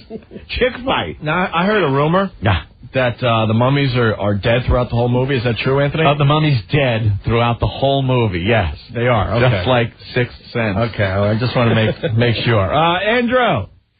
Dude, the mummy stunk. The worst. Stop. Wait a minute. Why did you say it sucks? Why? I'll tell you. The girl is reincarnated. Brandon Fraser is some kind of savior, and he's going to save everyone, and he was born in an orphanage? Come on. What? Is that what? Brandon Fraser had the tattoo on him. Yeah, they had a little storyline, with a tattoo on his arm and what it means and everything. I won't get into it. I don't read it, but all right, yeah, there were a couple of ridiculous things in there. The whole movie's ridiculous. But what are you looking for, fact? No, I love science fiction. I will go to every science fiction movie and tell all my friends I love them. This one, I walked out with like 5 minutes left. The balloon, he presses a rocket ship button on the balloon and it goes flying away like a jet plane in 1933. No, it wasn't quite that. It wasn't. No, the guy's got. Thank you, Andrew. A rocket ship engine. You make it sound like Buck Rogers. I don't think you go to The Mummy Returns for a story. No. It's more of a special effects extravaganza, right? It's cool. When you see the Magi guys, the guys that are the defenders of good and whatever, and they're in the desert and they're fighting this army of darkness that comes out of the sand. It's unbelievable. It looks great. Yeah. And just when you think they're out of trouble, I mean, you just see more than you could possibly imagine coming over these sand dunes. Right. It's great stuff. Yeah, it almost looked like, what do you call it, the science fiction movie with the bugs. Oh, yeah. Oh, Starship Troopers. Starship Troopers. The way they come over the mountain. I love when there's so many of something that you're just like, they're so effed. But they're never effed. Yeah, but that's cool. Yeah, sometimes they are effed. In Starship Troopers, they were effed. They were effed. Repeatedly. Or that other movie. Did you see that? The one where the planet was pitch black and the monsters came out of the darkness, man. And they had to get back to this other ship, and the monsters would just rip these people apart in pitch blackness. I don't remember that one? And they showed a scene in the preview where the guy spits out a flammable liquid and goes and lights up the area, and he's surrounded by all these monsters in pitch blackness, and you only saw him for the split second that you saw the flare up. I'm sure now that somebody will say what's the name of that movie. Was it a popular movie? Yeah, it didn't do well in the movie theater, but it's a great rental. And what about the Pygmies? The little pygmy mummy things are great. Bobby, come on. Hey. Yo, real quick. Special effects are great. The movie sucked. What happened? The kid was so unrealistic, it wasn't even funny. This kid who friggin' was putting his shirt down over the sandcastles that he was making, telling him where to go back and forth. Okay, I'll agree with this part. I'm not saying it's the best movie ever. I love the special effects. The second I saw the kid, I'm like, ugh. Yeah. I hate and how he kids got in out of movies. those chains. Yeah, why do they always didn't even say. Why do they always have to throw the kid in, the cute kid? It sucked. That ruined the entire movie. The chicks were hot, everything else, all right. The kid sucked. Thanks, Bobby. Thank you, guys rock. I have no desire to see the Mummy Returns. Really? Swear. I'm not a huge special effects movie guy. Oh, I love them. I'm really not. It was cool. Faggot? What are you even talking about? I'm just not.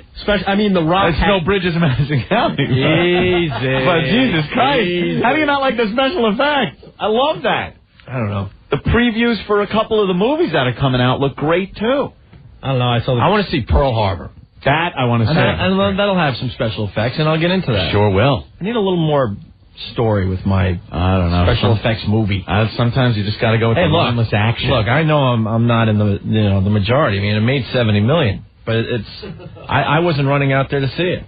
I thought it was great. The only movie I saw, Pitch Black is the movie. Pitch Black, you dumbass. Pitch Black, you tool. They got to add, it was Pitch Black, ass wipe. Who was in Pitch Black? I don't even remember that movie.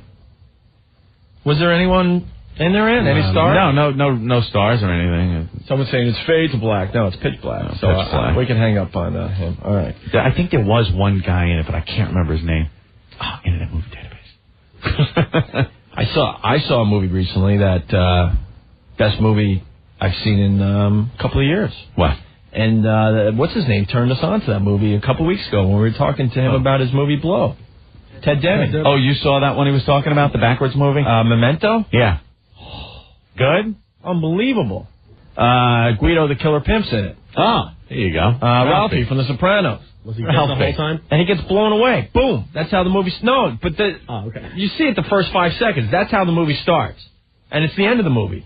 And then they work their way backwards from there. It's like a backwards episode of Seinfeld. Remember that one? Yeah, the backwards episode. Unbelievable movie, though, seriously. If you're looking for something a little different. I mean, I would get... whatever. No one's going to care. I understand that now, so I'm going to stop, but... What? Which one? We'll go to it. Let me go to Louis first. Louis! Yo! What's going on?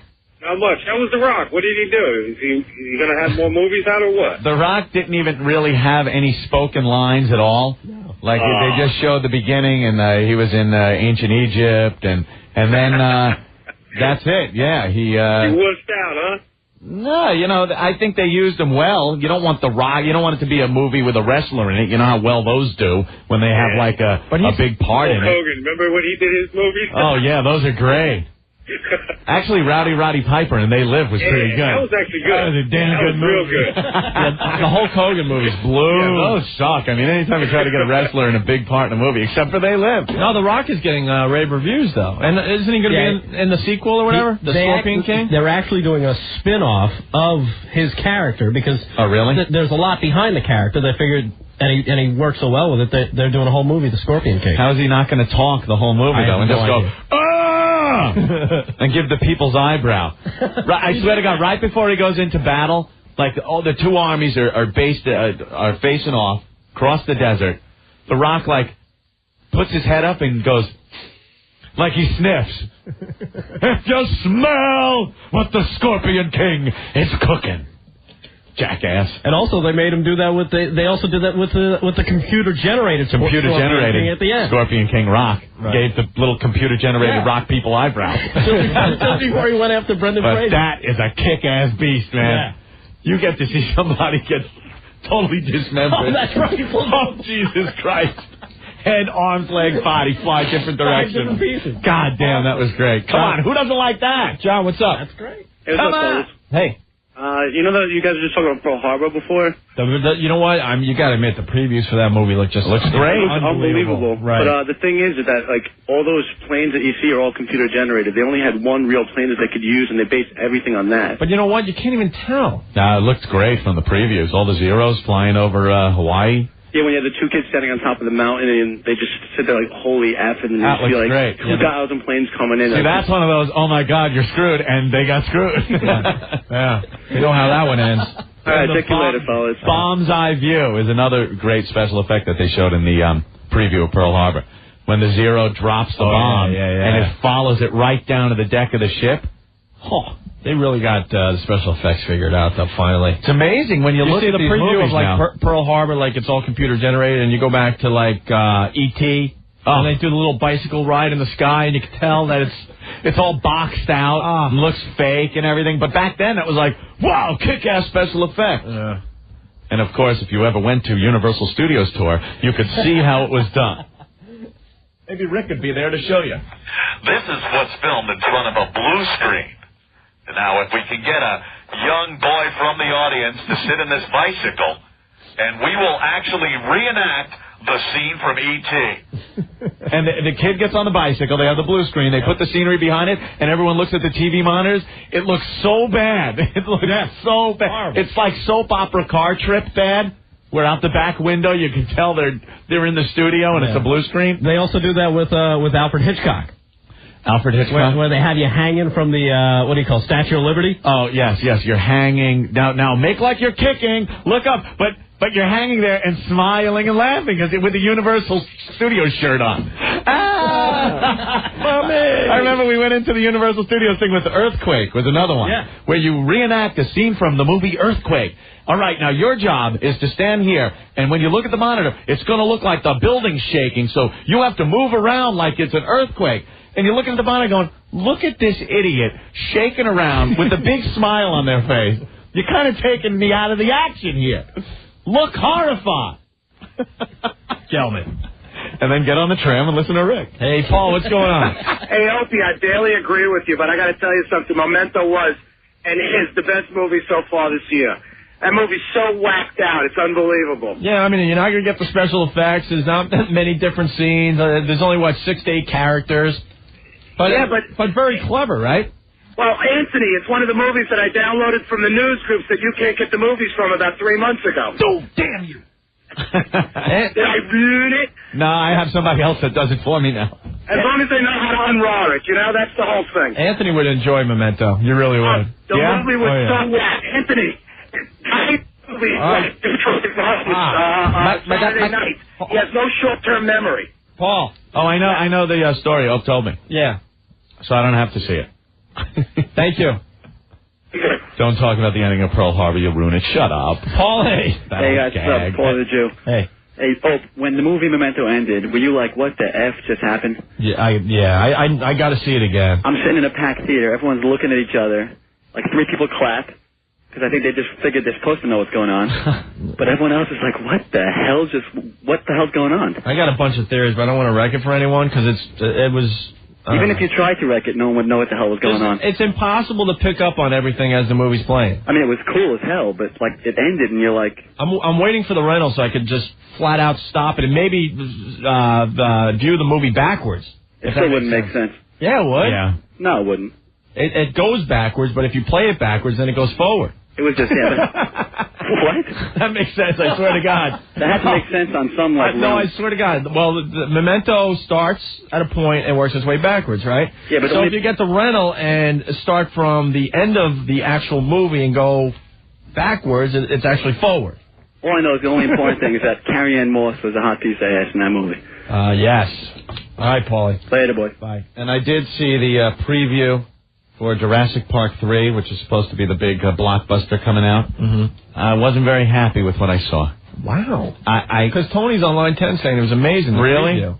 I wasn't very happy with what I saw because the whole gist that they give you is that now they have some kind of I don't know, they did some kind of research on the eggs or something, and now they think. Now they're thinking and planning, like the velociraptors are even smarter now, and they set traps and do things. I mean, oh no, I don't need thinking dinosaurs. It was funny though. All of a sudden, like I hear this sound coming out. Some of the theater, and I go, I hope he just reached for his wallet. It's the same sound. It's hysterical. I got a little chuckle. Whatever makes you laugh, you sit down. But I don't like the thinking, dinosaur angle. 2 simple words: Jaws 3. Oh, Jaws 3D. Jaws 3D. How about Jaws 4? Why not Jurassic Park 3D? The final conflict, or whatever the hell that was. Yes. What was that one, the last one they made? This time it's personal. Yeah. Oh, the shark is after you. I got a way to beat it. Stay out of the water. I win. And why are you going? I have to go out on a boat and confront the shark. Yeah, why are you going to the Bahamas? Move to, I don't know, Kansas. Kansas. I defy that shark to get you in Kansas. Right. It'll swim through the sewers. Yeah. That's what they'll do. Bite you in the ass while you're changing your tampon. Most problems aren't solved that easily. Fast and the Furious. You see the ads for this? The street racing movie? That looks cool. Yeah. It looked pretty good. There's some driving in that where the cars are passing underneath the trailer of the trucks and stuff. Because it's about street drag racing. Street drag racing. So you watch. This movie will be the one that, oh, my God, now kids are drag racing because of what they see in the movies. Right. And kids are going to crash trying to reenact some of the stuff. Underneath a semi. Yeah, I'm going to take my car under a semi. You own a pickup, you idiot. The guy's doing it in a little Toyota. Whoa, Jim. Jim. How you doing? All right. I got a question for you. Jim, you got to call back. That is a distorted. He wanted to talk about Final Fantasy. I saw the preview for that. I saw like 18 previews today going into Sunday. Stating the obvious, but I mean the preview thing is getting just ridiculous. You know what? We don't even leave our house until if it's a 10:20 movie. We don't leave our house till 10:20. No, I don't mind the previews. It's like 15-20 minutes to get to the theater. So I'm like. Well, I don't mind them. No, this time of year the previews are great, but I mean in the middle of the winter, when there's not many really good movies coming out, you sit through some story of love. You sit through some crap. Oh boy. Story of never-ending love. Oh no! And was this friggin' previews never ending? How was Final Fantasy? It looked really good. Looked good. A lot of the computer-generated stuff. Are they showing Tomb Raider? Yeah, saw previews for that too. How does she look? She looks good, but I wasn't getting really pumped for the movie. The preview didn't do it for me. I played all the Tomb Raiders too. Yeah? You might like it. I don't know. She's going to ruin it for me. She might ruin it. Because Lara Croft is that fantasy. I just can't computer chick. I just can't get past all right, there she is speeding in her little Jeep thing or on her little vehicle. What was that thing she used to ride? The all-terrain vehicle in the game. It's like, they have to put the game things in, and that's the only reason it's there. I don't know. I kind of wasn't. You know what? I think the Mummy. We're up to 2 Mummy movies already. That's kind of taking the juice away from Tomb Raider in a way. Yes, because a lot of the same type of effects. You shoot a mummy, and what does it do, Opie? It breaks apart and turns to dust. Right. That's what mummies do. I learned that from the Mummy movie. I guess we're done with movies for now. Oh, the guy in Fast and Furious was in Pitch Black. How about that? It's a small world. Benny has a comment about the Jurassic Park movie. Benny, what's up? Hey, yeah. Go ahead, Benny. Yeah, you know that Fast and the Furious movie? Yeah. Yeah, that movie's gonna be real good. I like it. That thing has a lot of speed in it and stuff. That movie's gonna... All right. Another movie that was really, really good. We got a prize pack, a Blow prize pack. Blow. We got a pair of tickets to see the movie. We'll throw in the soundtrack that rocks, which is available on Virgin Records, and we'll throw in the book. Why the book if you're going to see the movie? Books. Books are stupid. Courtesy of St. Martin's Press. You'll also receive a CD copy of Relationship at Command. What? I read once, but my head hurt. What's the CD copy of Relationship at Command? By At the Drive and Kurt. What? That's a band. I don't What know are you saying, Opie? What are you saying? I'm not understanding you. Where's Earl? I don't know what he... It's a Blow prize pack, and at the end... He messed up here. You get the tickets to see the movie. You get the soundtrack. You get the book that it's based on. I hate this place. Nothing works here. I've been here for 7 years. The medications don't work. I hate this place. Nothing works here. I've been here for 7 years. The medications don't work. I hate this place. What, Ben? Earl? I'm like all effed up now. What's my F up? I'm sorry, guys. Well, what is it? The band at the drive-in? He screwed up. But what does that have to do with... I meant it was a typo. I'm sorry. Nothing works here. I hate this place. I've been here for 7 years. I've heard of the band at the drive-in. Yes. But I'm trying to figure out why it's involved in this Blow prize pack. I was writing two separate pieces of code. Oh, my God. All right. If you want to go see Blow, give us a call. 212-757-1027. Sorry. We'll give out a few to some random callers right now. It's all right, Earl. I hate this place. Nothing works here. The medications don't work. I've been here for 7 years.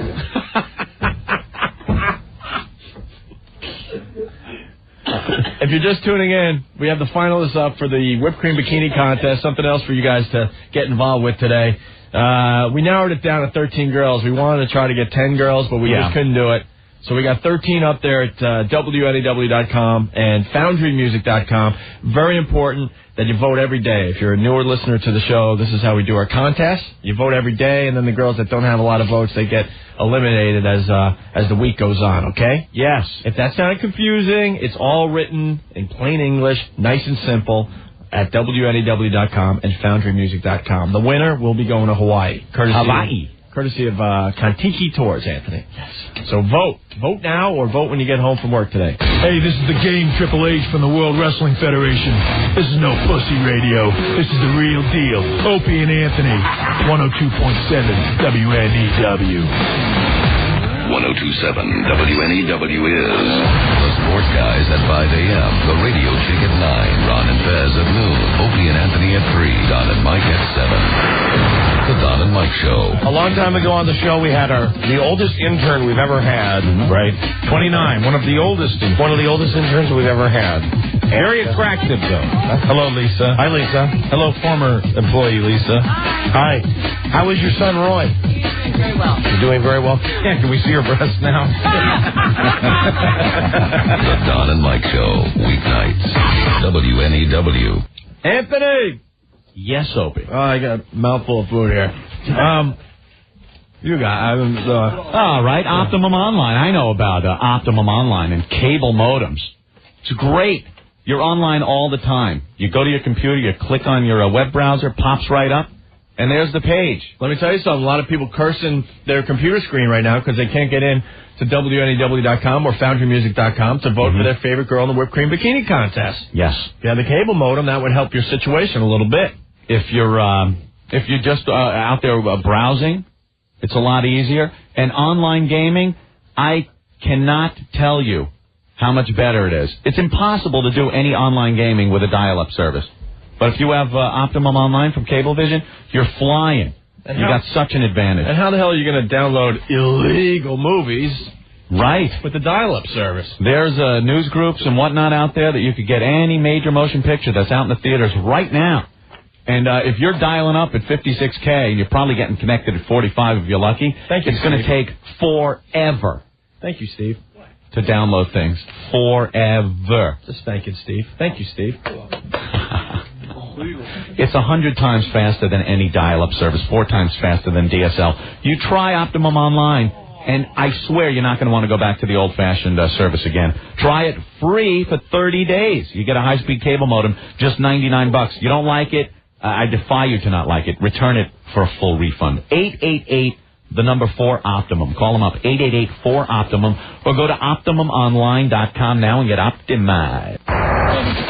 What do you think this show is? Opie and Anthony. Making your wet dreams possible. Opie and Anthony. Truly tasteless and not funny. Opie and Anthony. It's white trash central, man. The Opie and Anthony Show. 1027 WNEW. Nice. Stereo Bud. Hey. The O&A Show. Hey. 212-757-1027.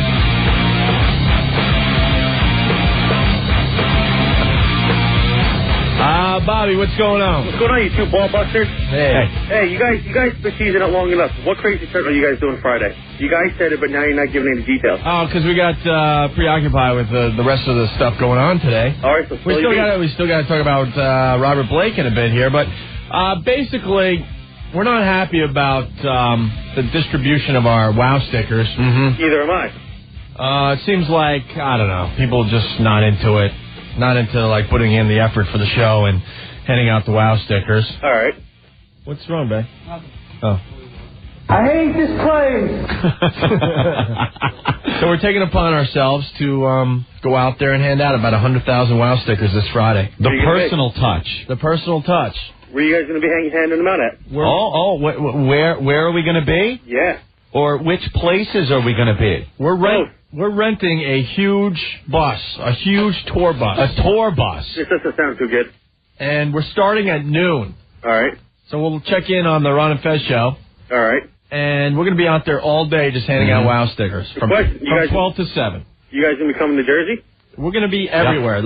We're going to start in Manhattan. All right. And we're going to take the Boyer bus route, I believe. You have to come to Central Jersey. Then we are taking Poland, and then France. Oh, sorry, I got carried away. This is what we're going to do. Manhattan. All right. Straight down Broadway. Okay.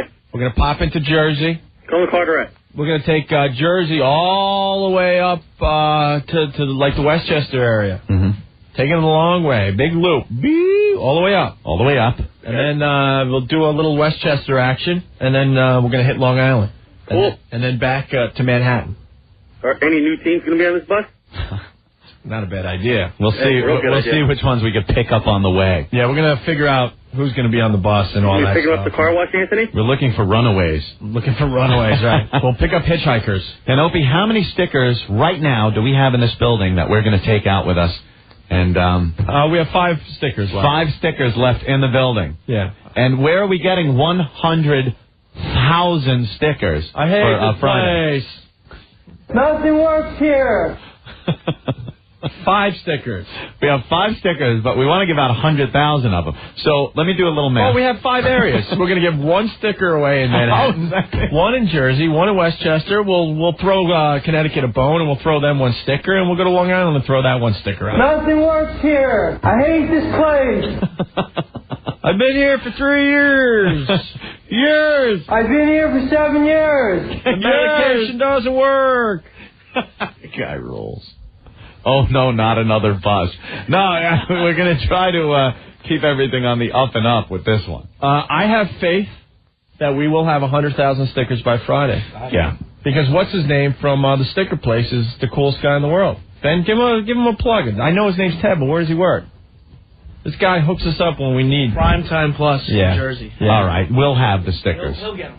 Yeah, without a doubt. We'll have the 100,000 stickers, and we're going to spend Friday on the road the whole day. So we'll be doing the show kind of live from the bus and stuff. Road trip. It's a road trip. A little O&A road trip. You guys can follow us if you want. We don't care. We're going to try to get a bunch of locations that we're definitely going to be at. Mm-hmm. Hopefully we'll put that on websites and stuff. So you know where we're going to be in Jersey, where we're going to be in Westchester, where we're going to be on Long Island. But on the way, as we're stopping and we're stuck in traffic, we're just going to be handing them out left and right. So. Yeah. And that's that. Gonna rock. More details on that as the week goes on. I've seen... We're just hoping that the staff could get it together for us, because this is what we want to do. I've seen pictures of the inside of this bus, and it looks like a party bus. It's a tour bus that like a band would tour on. Looks like the Limp Bizkit tour bus. Yeah, I mean, it's unbelievable. And so now I'm figuring if we get into reality by Friday, we'll have a Hyundai to drive around. You know, Paul asked on line 1, are you going to Staten Island? Yeah, I blew off Brooklyn and Staten Island, yes. Oh, we'll be going through there, sure. Yeah. We're going through to Manhattan, then to Brooklyn, then to Staten Island. We're going to go to all the boroughs, Jersey, Westchester, hopefully even just a piece of Connecticut to say we did it. We're going to drive through East New York and Brooklyn and reenact the scene from The Gauntlet, the Clint Eastwood movie with the bus and the firearms, and we'll see if we make it through. Our goal is to hit just about everywhere this damn show broadcast to. So Staten Island only gets half sticker. Half sticker for Staten Island. Stopping whole bus only half sticker. Whole promotion, but half sticker. So should be fun. Bring lots of bail money. All right, Anthony. Yes. What's your take on Robert Blake? This is a twisted story. There's some unanswered questions here. And now it seems Robert Blake... Everyone knows the story, right? His young, hot wife of 44 years was gunned down as he went back into the restaurant they just ate at. I guess he was driving home, realized he left something. Well, here's what happened. They were eating at this restaurant out there that he'd gone to forever. He's been going there for years. Vitello's in L.A. So they're eating in there. He comes out, gets in his car with his wife. Then he goes, oops, I forgot my gun inside the restaurant. Right there is like, hello? What? If you're carrying a gun and you go into a restaurant, it's not the Old West, check your guns. You don't have to check your gun. It's still on you. But he says he had to go in for his gun. He said it kind of fell off his person, right? Yeah, just kind of that too. Just kind of fell off. He had it in his waistband or something. He's Beretta, for God's sake.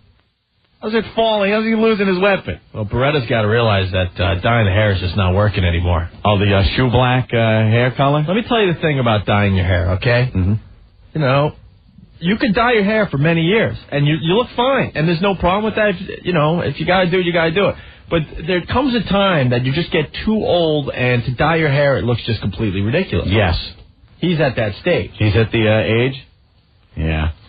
So he goes in, says he got to get his gun. Now, one of the owners of this restaurant, this Vitello's place, said when he walked in, he looked a little shaken up, and he didn't come in to pick anything up. He asked for 2 glasses of water, which he downed, and then went outside. So that kind of weird right there again. Now he goes outside, lo and behold, his wife is shot in the head, right in the front seat of his car. So he goes across the street. It's kind of weird. He couldn't have been away from his wife for more than 5 minutes, tops. Yeah. He goes across the street, bangs on some guy's door. He answers the door. They call 911. Run back. He's puking. He's freaking out. Freaking out, puking. Yeah. And then the cops come, the ambulance, and she's dead. Now he's hired a private investigator. Well, I guess this wife of his had a shady past. She's one of these ladies that would kind of find lonely men with lots of money and milk them for all they're worth. Milk them.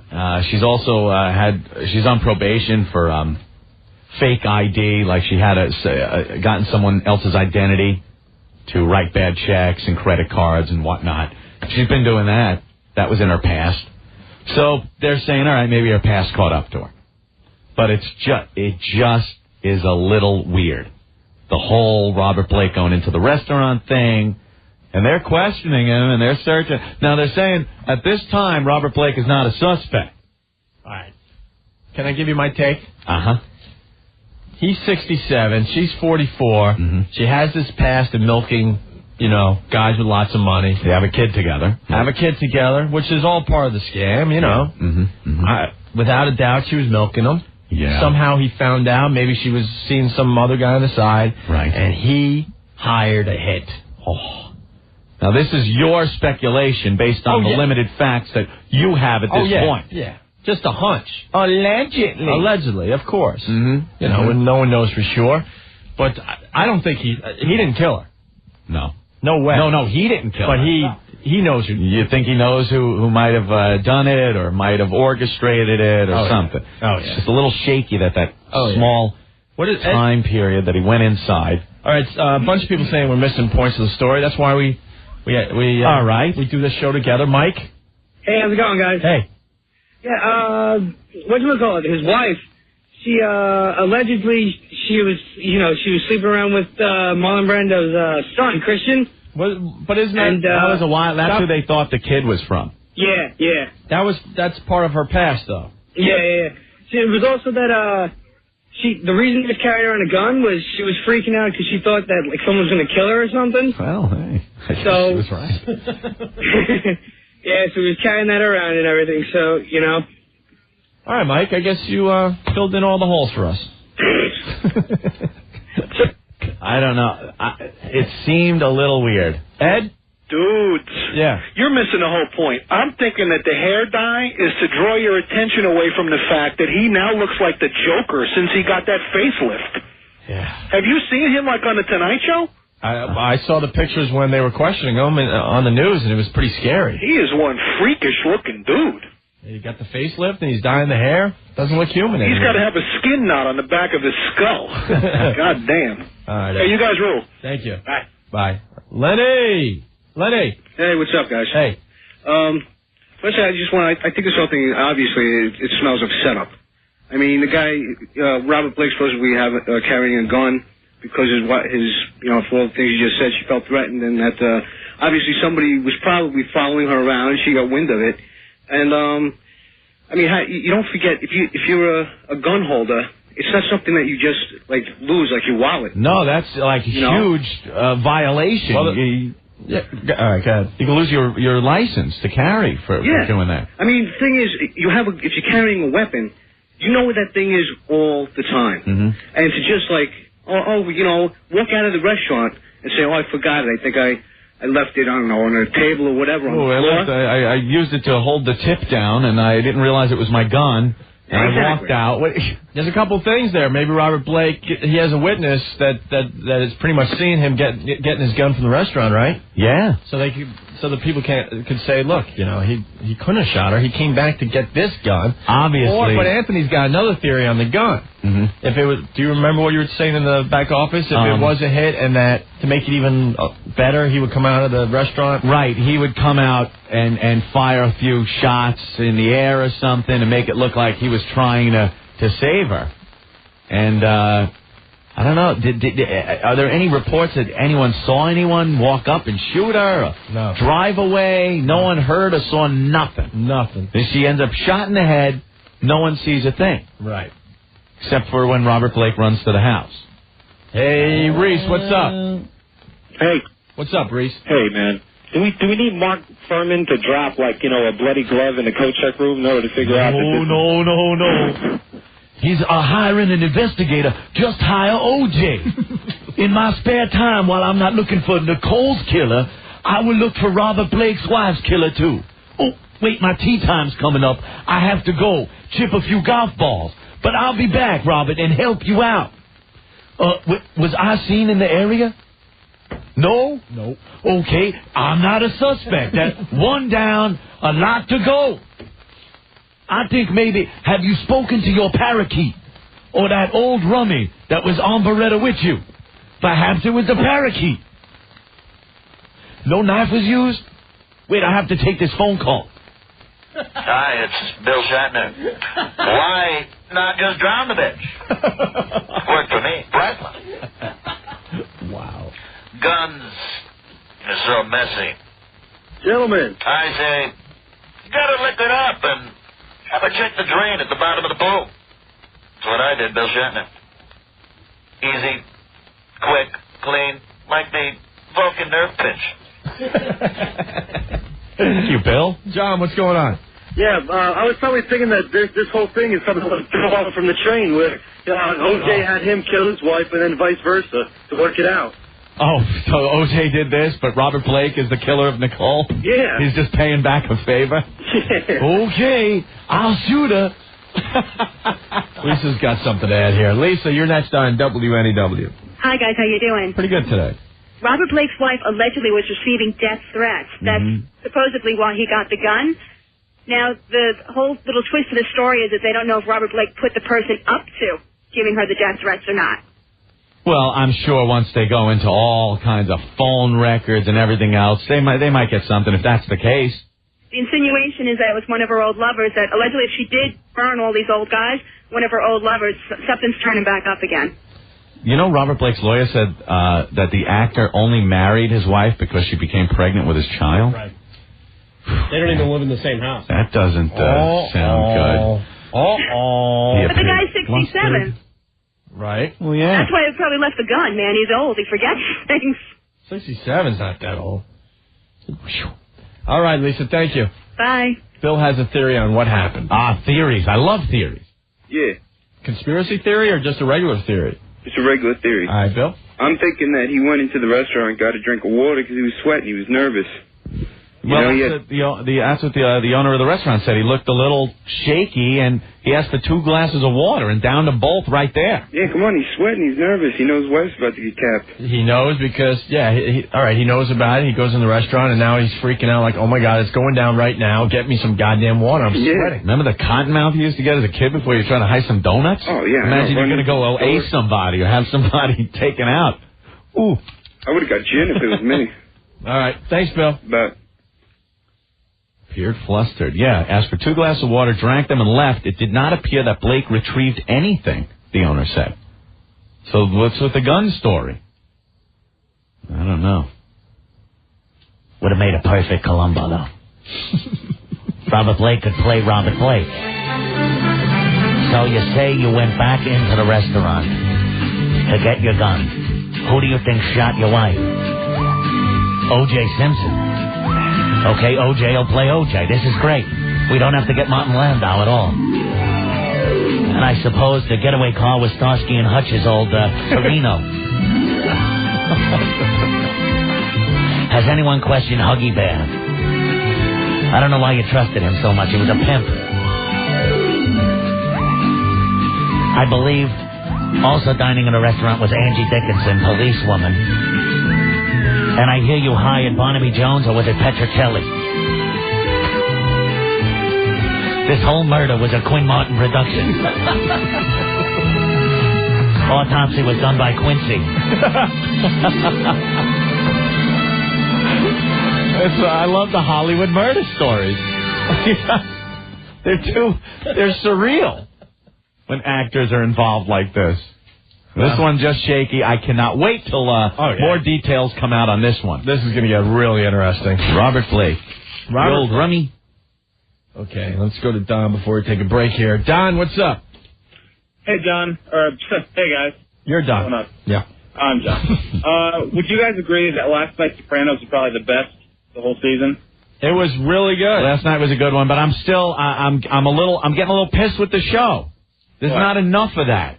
There's not enough good action. That fight between the Russian guy and Paulie and Christopher in the house and everything, that stuff was great. And then the shovel over their head. My Paulie God. loses his shoe. Yeah, I mean, it was kind of slapstick funny stuff going on. It was like a vaudeville routine. Yeah. In the Pines in Jersey. I can't believe we lost. We're in Jersey. There's only, 2 episodes left? Yeah. They better get some crazy ass going on the next 2 weeks. You think that Russian guy's still alive? Oh, without a doubt. Well, come on, dude. He took the car, and now he's on his way to tell his boss, and Paulie is dead. Yeah, he killed 16 Chechens, and he's an interior decorator. That was pretty funny with the cell phone cutting out. I don't know. With The Sopranos, though, you never know. I mean, it's obvious to everyone that Paulie's dead, right? Yeah. There's going to be some weird twist that something will happen. Prevents that. And then a lot of people saying that, Jackie Jr. is dead. No way. No, they won't kill him off that quick. That's just going to develop the tension between Ralphie and Tony, obviously. Meadow leaves her. By the way, they called it X last night, you bastards. Jesse, Jesse. You're not hip because you call it X. Everyone knows they call it E now. All right, guys. Well, great episode last night. By the way, if Jesse's listening, call the show. We got some news for you today. Our old intern, Jesse. Thank you, Don. See ya. All right. Yeah, but the Sopranos rocked last night. Yeah. Tony. And then Meadow, what we were saying with Jackie Jr., Meadow caught him with another chick. And he's walking out of his place with the chick. Meadow confronts him. And what did the girl say? It's like, she's a whore? Yeah, bitch. Called her a bitch and stuff. That's Tony Soprano's daughter. Well, you should think about that instead of telling your whoas. She was a hooah. It's shaping up to be pretty good. I just hope the next 2 weeks rock. Yeah. They got so much going on, so many storylines now. Yeah, but now they got to do something with him. I said it from the beginning. Tony's like side bitch.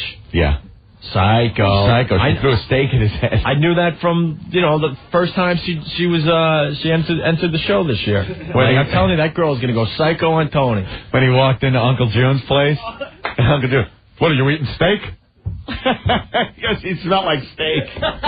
She threw that looked like a great piece of London broil. Threw it right at the back of his head. And then proceeds to tear up the table and everything. And he just turns around and looks at her. You see what... I thought he was going to say something like that. Hey, Go F yourself. There was a new term last night when they were walking in the... what was the word they used? Let's see. Yeah, what was it? Auntie? Because I can't say the word? Oh, yeah. Don't go getting... Auntie on me. Auntie on me. Yeah. Right. That's pretty good. Of course, talking about the C word. Oh, yeah. I never heard that before. I never heard that either. Auntie. Don't get auntie on me. All right. Every show talks about The Sopranos, so, I mean, whatever. It was good. We all know it, blah, blah, blah. We can move on. Stop acting auntie. Right. That's what it was. Jesse. Yeah. Our old pal. Our old intern. What's going on? I'm shopping. You're shopping? Yeah, for my new apartment.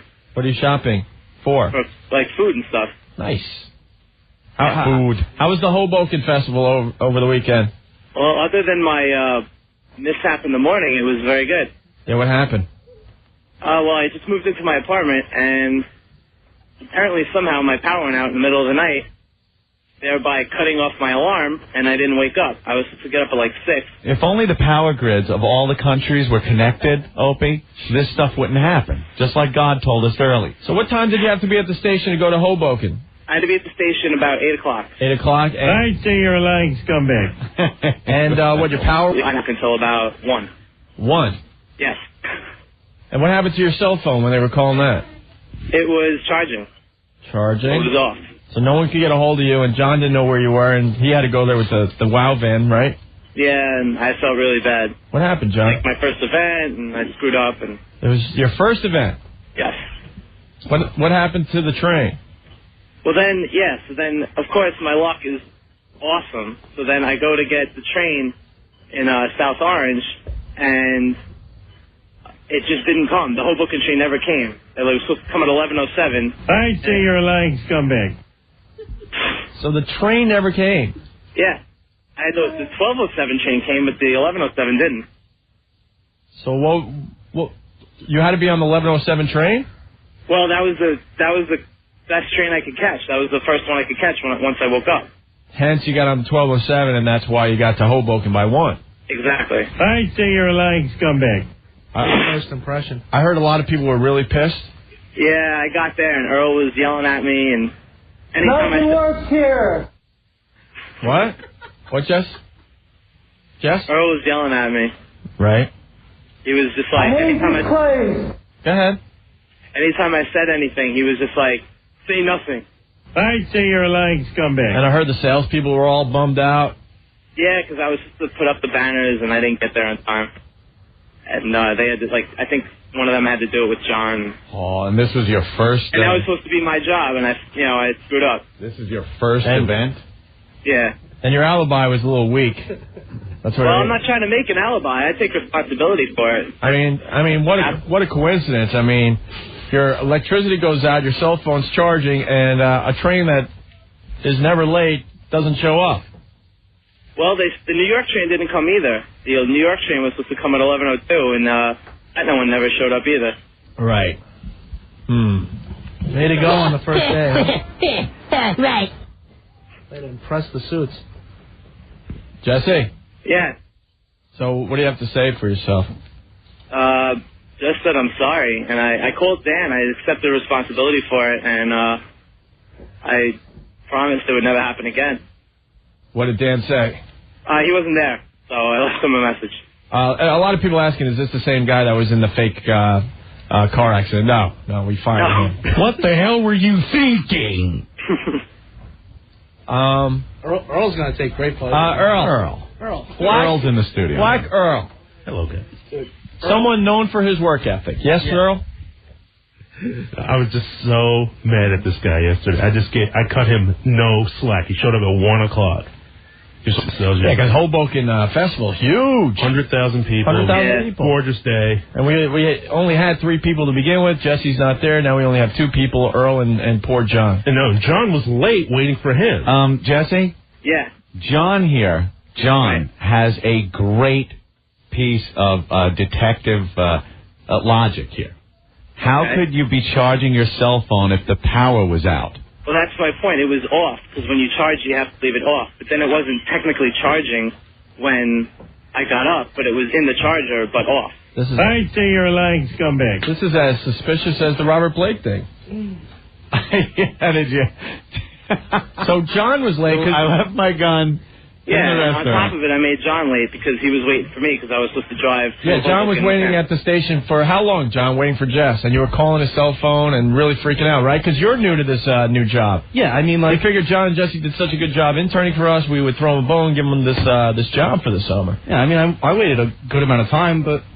You know, and then you finally had to give up, right? Yeah, but of course, like I was going to give him like a window of opportunity because I knew he would never skip out on something like that, right? Just because I just don't feel like going. So I hung out for a little while, made sure if he was coming, I didn't want to leave him behind and have him stand in NEW, and then he's really of no help to anybody. You know what I mean? Yeah. So. It's only the biggest station promotion of the entire year for WNEW, might I add. Ryan on line 10, who was the driver of that train, wants to say sorry to Jesse. He says, Jesse, I'm sorry that the 1107 didn't make it. My alarm didn't go off. I just didn't go to work that day. Well, then that's understandable. Yeah, obviously. I see where he's coming from with that. By the way, Jesse, they said X on The Sopranos last night, you tool. Yeah, I was angry. Because there they are trying to be hip again, and they have it all wrong. Jesse, can you hear me? Jesse. Okay. Jesse. Let's make sure. Jesse? This is too good. Ben, I'm going to give this one to you. What do you want me to do? I'm giving this one to you. Cool, am I getting the silent game now? No, I said Jesse. Didn't you hear me? No, I didn't hear what you said. Where are you? I'm in a supermarket. All right. Top right. And what are you shopping for? Food. This is too good, Ben. I am giving you this one. You want to just ream them? Whack them. Whack them? Swear to God. Jesse. Yeah. Ben has something to say to you. So, Jess, you made such an impression yesterday on your first day, to work at the biggest station event of the year and completely lied your ass off. Well, you're fired! Oh. Jeez.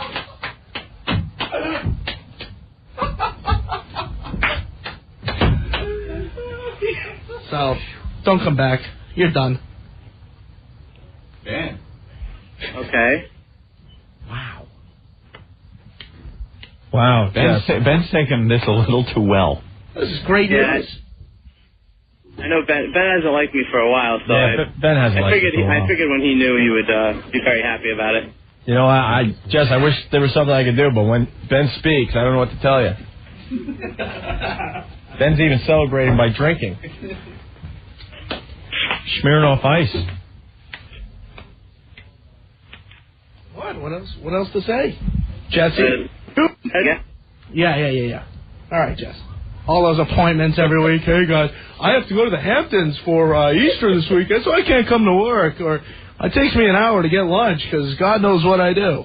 Fired. It's over. Jess, Ben has spoken. The council. Your flame has been extinguished. Oh. Any last words from Jess? Just enjoyed my time there. Hope you guys reconsider. Nah, I mean, when Ben says you're fired, I can't stop him. All right. That's it then, I guess, for now. Talk to Dan about what will happen next. Oh. No, I mean, just swear to God you're fired. Dan from Hoboken says, Jesse, just say your mom's box and hang up the phone.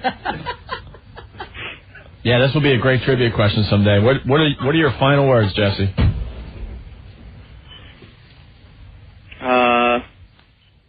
I really don't have any.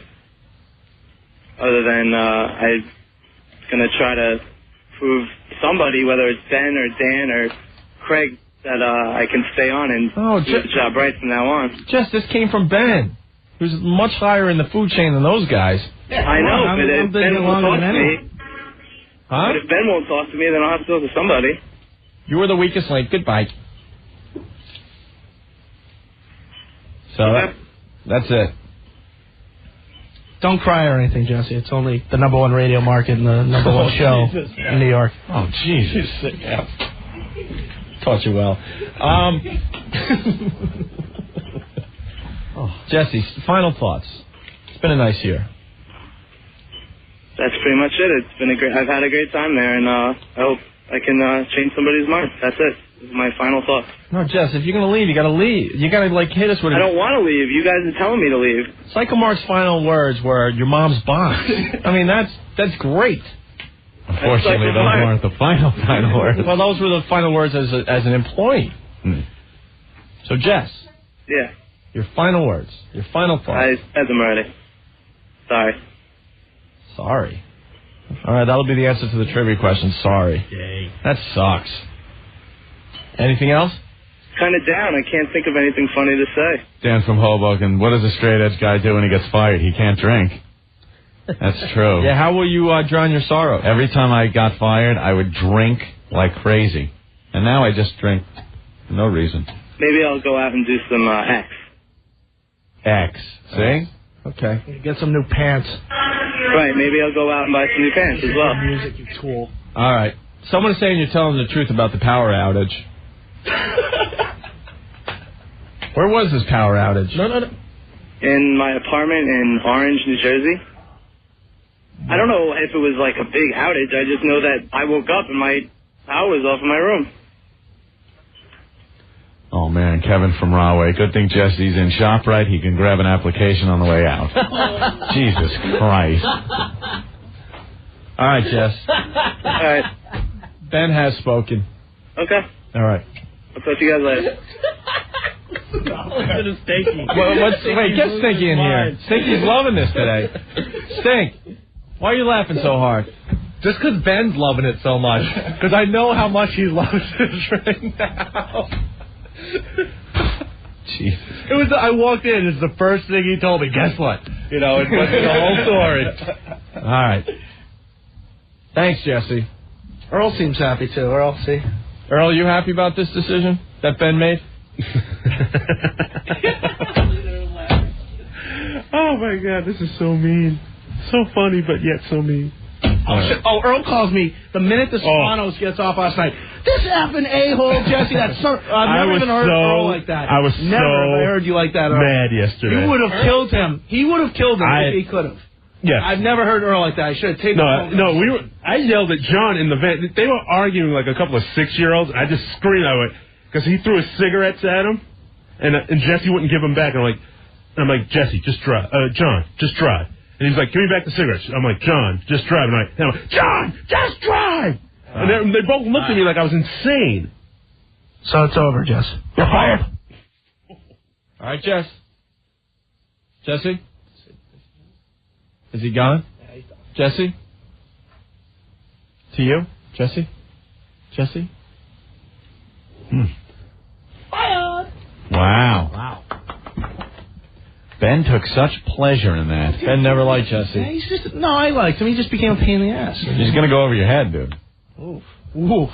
He's going to go to probably... No, it's over. When Ben speaks, it's over. I can't stop him. Hey. Check in later on this week. That is as real as it gets. Gee, I don't know what the pecking order is around here anymore. Ben's firing people.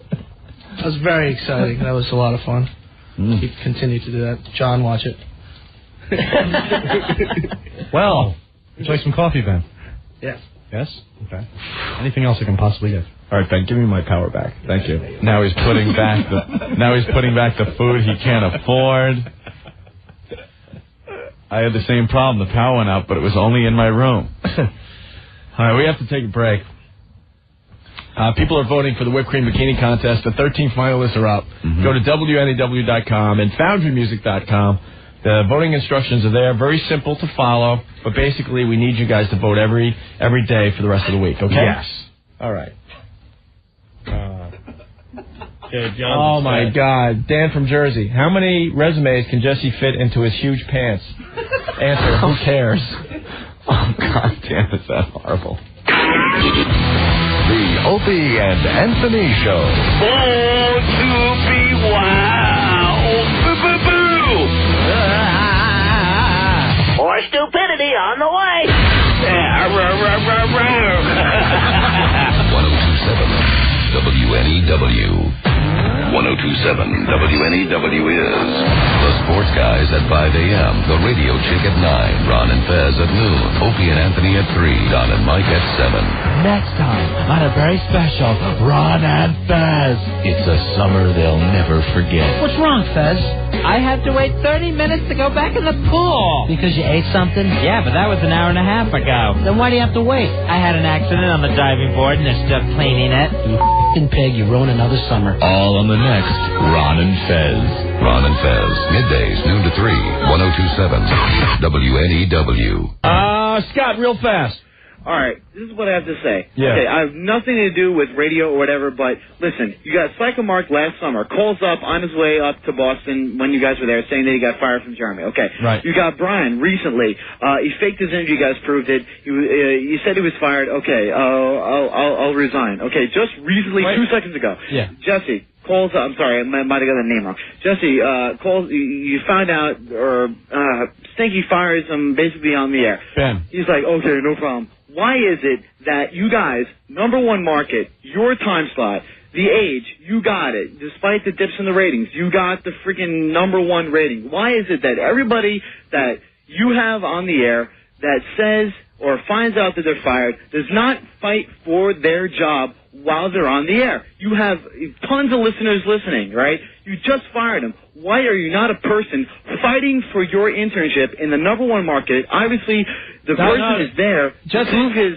worth. Jesse's internship turned into a paying gig here at WNEW. Yeah. He Why failed. does not somebody fight for their job on the air while you have millions or hundreds of thousands of persons listening? He failed. I don't understand it. He failed miserably his first day on the job. Miserably.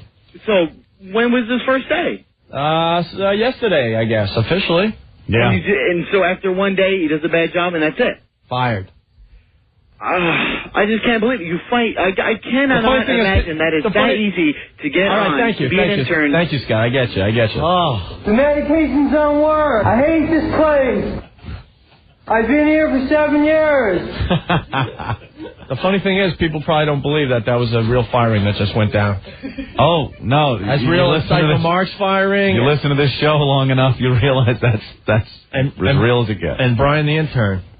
You have to whack your own sometimes. Remember Lion Brian? Lion Brian. With the iPad. What a way to go. I had just gotten to the point where I can walk up to the door, punch the codes, and I know them. Sobe Beverages, the leader in healthy refreshment. I will now read you a volume of information on Sobe Beverages. All Sobe Beverages specially formulated to uplift the mind, body, and spirit with great tasting teas and fruit blends that have been enhanced with herbs and other natural supplements. This week's flavor, Sobe Drive from the Power Line. These things are great to give you a boost of energy. Great tasting natural grape strawberry punch with a passion-producing herb package of epimedium, a.k.a. horny goatweed for male potency. Siberian ginseng to increase stamina, and Mira Puma. Huma. Is she in the whipped cream bikini contest? To increase sex drive. No? Is Soapy trying to say that you drink their stuff, you're going to get boners? That's what they're saying. Why don't they just say that? So much easier. Drink Soapy, get boners. Soapy's unique packaging consists of a 20-ounce lizard embossed glass bottle and label that features the brand signature, the Soapy Lizards. Under each Soapy bottle cap, a different lizard slogan. For more info about Soapy and all the other different products, go to SoapyBev.com. Feel free to share any Soapy experience with the people at Soapy by calling the Lizard line, 1-800-588-0548. And be on the lookout for the Soapy Lizard Love Bus, spreading the Soapy experience all over the country. So grab a Soapy and drain the... 1 million listeners by June. The Sports Guys! Opie, Connecticut Schools of Broadcasting. Well, Anthony, it's almost the summer of 2001 and the world of communications is exploding. I do a little more than that sometimes. I give you the setup.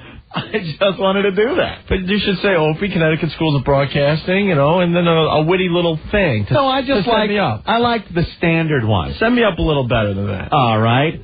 Opie, if you want to get a career in radio, how about the Connecticut Schools of Broadcasting? Funny you should ask, Anthony. It's almost the summer of 2001 in the world of Stratford. Stanford. All right, Stanford. Who wrote this? Call 1-800 TV Radio for Connecticut Schools of Broadcasting in Stratford. No, it's Stratford. I've been to Stratford. Connecticut, or in Hasbrook Heights, New Jersey, for day and evening classes that begin late in June. For day and evening classes that begin late in June, call us at 1-800 TV Radio now. Call 1-800 TV Radio. That's 1-800-887-2346, or check us out on the web at 800TVRadio.com. Connecticut Schools of Broadcasting. All kids of opportunities in radio, television, the internet, and multimedia. And that's Stratford campus. Stratford campus. Great place. Great place. I've been late in June classes. I've been here for 3 years. Nothing works here. I hate this place. I hate this place. Nothing works here. I've been here for 7 years. The medication doesn't work. The medications don't work. No one knows how to write copy. Nothing works here. Fans firing people. I hate this place. I've been here for 3 years. I've been here for 7 years. 3 years. I've been here for 7 years. I've been here for 3 years. I hate this place. I do hate this place. The medications don't work. Contract runs out in 3.5 weeks. I've been here for 7 years. No one knows how to write copy. I hate this place. No one knows how to hand out wow stickers. Nothing works here. Absolutely nothing works here. I've been here for 7 years. Wow. Man, that's a client where the copy should be perfect. Yeah. It's not like horny goat weed or something. Yeah, it's all about communicating your message to the people. And you're talking about kids of opportunities and a campus in Stratford. Maybe they do that. You go to Connecticut School of Broadcasting. They give you this copy, and you have to find out what's wrong with it. And it's just riddled with errors. Maybe that's part of the class, Opie. Wow. Never gets boring around here. Are we going to Stratford with our bus this Friday to hand out wow stickers? Yeah, I think we can make a stop over in Stratford. I love Stratford. All right. Well, Anthony, there you go. The Connecticut Schools of Broadcasting. You want a little dose of honesty? You find it here on the Opie and Anthony Show. You're a couple of idiots. Filthy, disgusting, greasy idiots. 1027 WNEW. 212-757-1027 is our phone number. Mary's upset with us. Mary, what's wrong? Yeah, man. Okay, I think you guys totally jumped the gun there. I mean, you could have at least, investigated a little bit to see, if his excuses panned out. Are you talking about Jesse or Robert Blake here? Jesse, come on. Okay. Totally, you guys totally you totally jumped the gun, whatever happened to, being innocent before being proven guilty, That's in a court of law. Yeah, but I kind of believe that. Yeah, this is the O&A show. So there's different rules. We work differently. He's got a great story to tell. No, I don't know, though. He fired he the obviously first day had on to the work job. hard to get where he is, you know? He had a paying job there and everything. We're kind of just throwing him a bone because we really like John better and they were roommates. Well, I'll take his job. Jesus, man. That's so true. True. Now it's uncomfortable because John's like best friend and roommate just got fired, and he's still It just makes still for here. a fun work environment.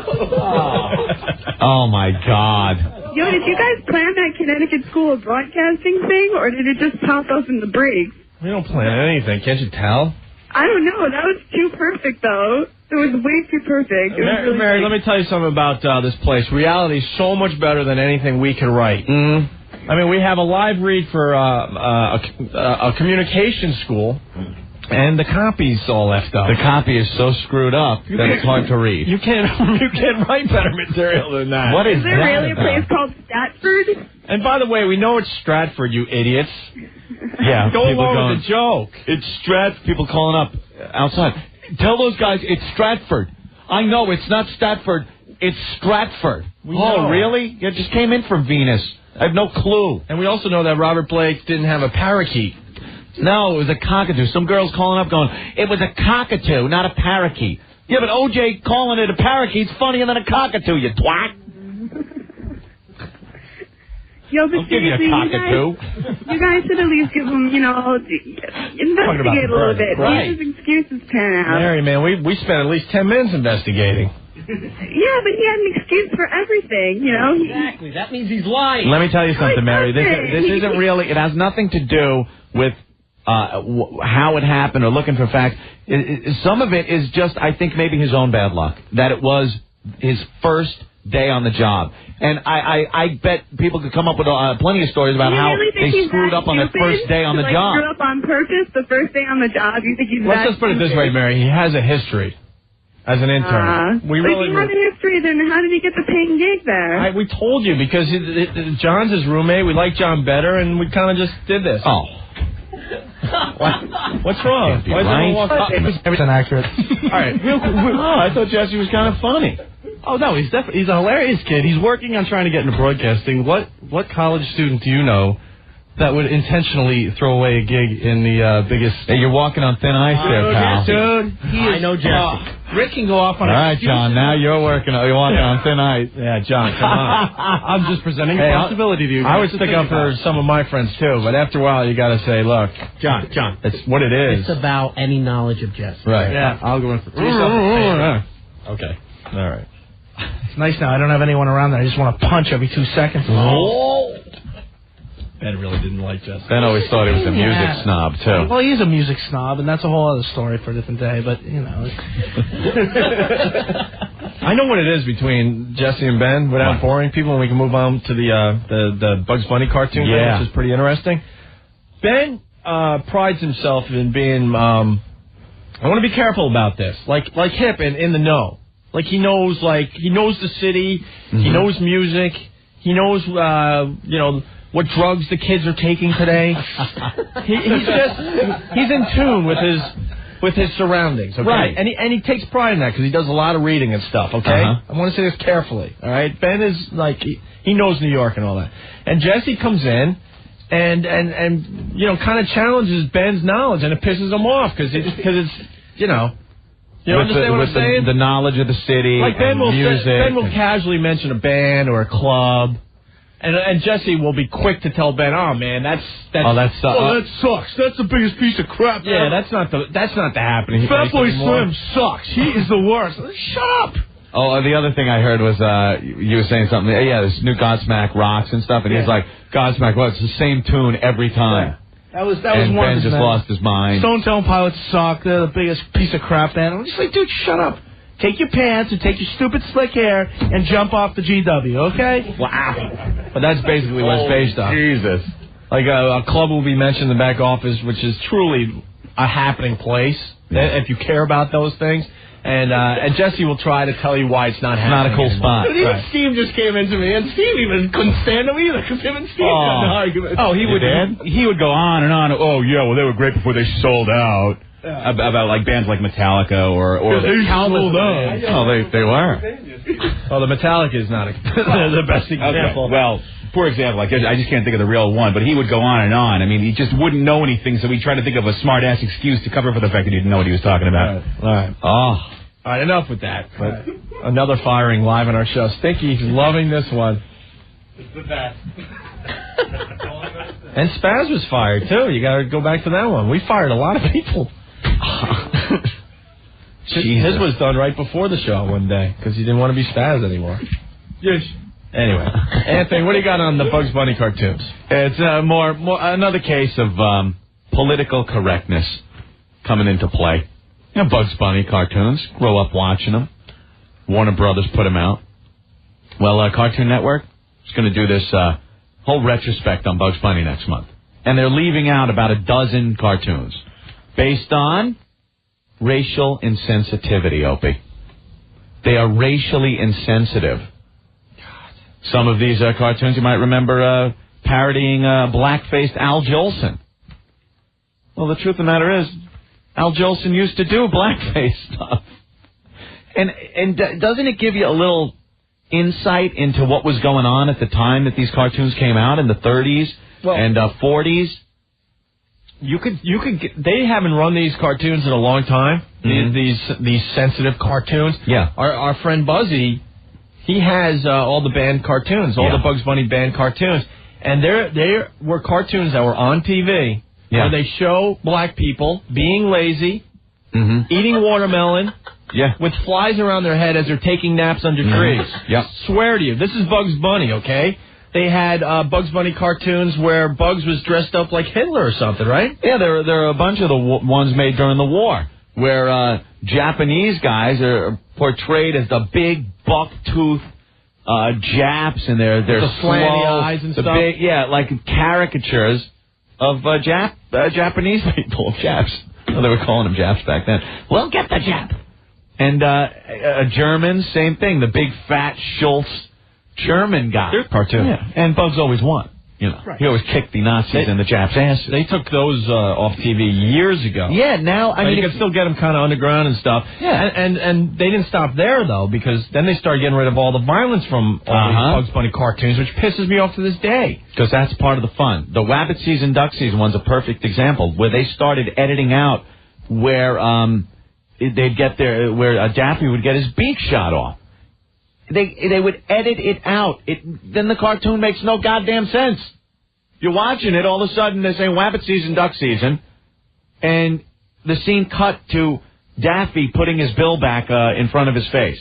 And you're like, well, that isn't how it went. That isn't how the writers and the guys that drew this stuff by hand years ago wanted it to be made. And if you're going to put out a retrospective on Bugs Bunny, you could present it in a way that, hey, this was during wartime, or hey, this was during the 30s when this was an acceptable thing to do. You could pretty much go on there and go, this was so wrong, but we want to show you. Well, you know what it is? Warner Brothers pulled it and said, no, we're going to pull a dozen episodes, because they were going to put a disclaimer or something, maybe something like that. But because of the multi-million dollars that Bugs Bunny merchandising makes for Warner Brothers, they don't want to taint that image with a racist Bugs Bunny or a violent Bugs Bunny, so they're going to take out a bunch of cartoons, which you can't cover up what the past was. You know what I mean? And it was all done in fun. It's not like, oh brother, look, it's a porch monkey. He's not saying that.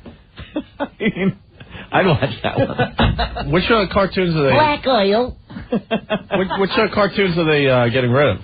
That one, the one with the Al Jolson. Another one where he calls a buck-toothed Eskimo a big baboon. But he called everyone a big baboon. Get your hands off me, you big baboon. Right. It wasn't a racial thing.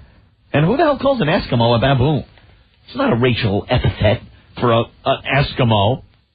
So they're pulling those. And any of the other ones they deem racially insensitive. Let's go to Oscar. Oscar! Hey, what's up, fellas? Hey. Yeah, previous to this, they pulled one during wartime where where Bugs was selling ice creams to the Japs. And he was calling them a bunch of slanty eyes. Yeah. Yeah, you call them Japs. And that's great. what do you call it? Now, are they going to finally admit to the fact that Elmer Fudd had a thing against homosexuals and blacks because he was always going after Bugs when he was gay? That was going to be next? He had a thing, yeah. You never know. Back to you, Russ. All right, Oscar, thank you. Oh, there you go. Taking you right back. Let's go to Matt. Matt? Hey, guys. The guy that's responsible for this is Jamie Kellner, who's had, like, a reign of terror over Warner Brothers Animation. He was the guy that canceled Batman, the animated series, because it was too violent for kids. He's the one who told them to redo the Superman series because it was too scary for kids and they couldn't sell it, even though it was one of the best cartoons ever. He's the one who canceled Animaniacs and replaced it with that Hysteria show. I mean, the guy's a friggin' tool. He's done all this stuff, and he's destroying Warner Brothers. He's the one who sold WCW to Vince for like pennies on the dollar because he didn't want, even though it made money for them, he didn't want it anymore. I mean, the guy's a tool. He's the one who let Buffy get away. This guy's destroying the network. Wait, Animaniacs isn't on TV anymore? No, because he didn't get it. God, that was such a funny cartoon. It was kind of a blast from the past. It was cartoons the way they used to be. Right. Because he didn't get it. That was the thing. He said, I've got an idea. Let's have George Washington with Pee Wee Herman voice and put him on there. And it was this stupid history show that made no sense. People don't realize a lot of these cartoons were made before a lot of people had television sets. It was made, they were the beginnings of movies. You'd go into a movie, they'd show a short, cartoon. Bugs Bunny cartoon. They were made for adults. Yeah, they were made for adults. These things aired I hate this place. during, Gone with the Wind. Before Gone with the Wind, you'd see a cartoon as an adult audience. Right. Bill's got something to add. Bill? Hey, Bill. Hey, Bill. Joe. What's up? Oh, what's up? The one with the Japanese was actually called Bugs Nips the Nips. The Nips. They called them the Nips. That's what they called them back then. Sure, everything's hunky-dory now, aside from an occasional submarine that comes up under your fishing boat.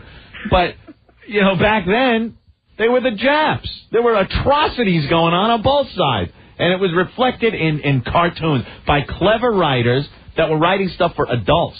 Now they're trying to pawn this stuff off on children, and they're butchering it, and they're taking away the art that was making these cartoons. You know what I mean?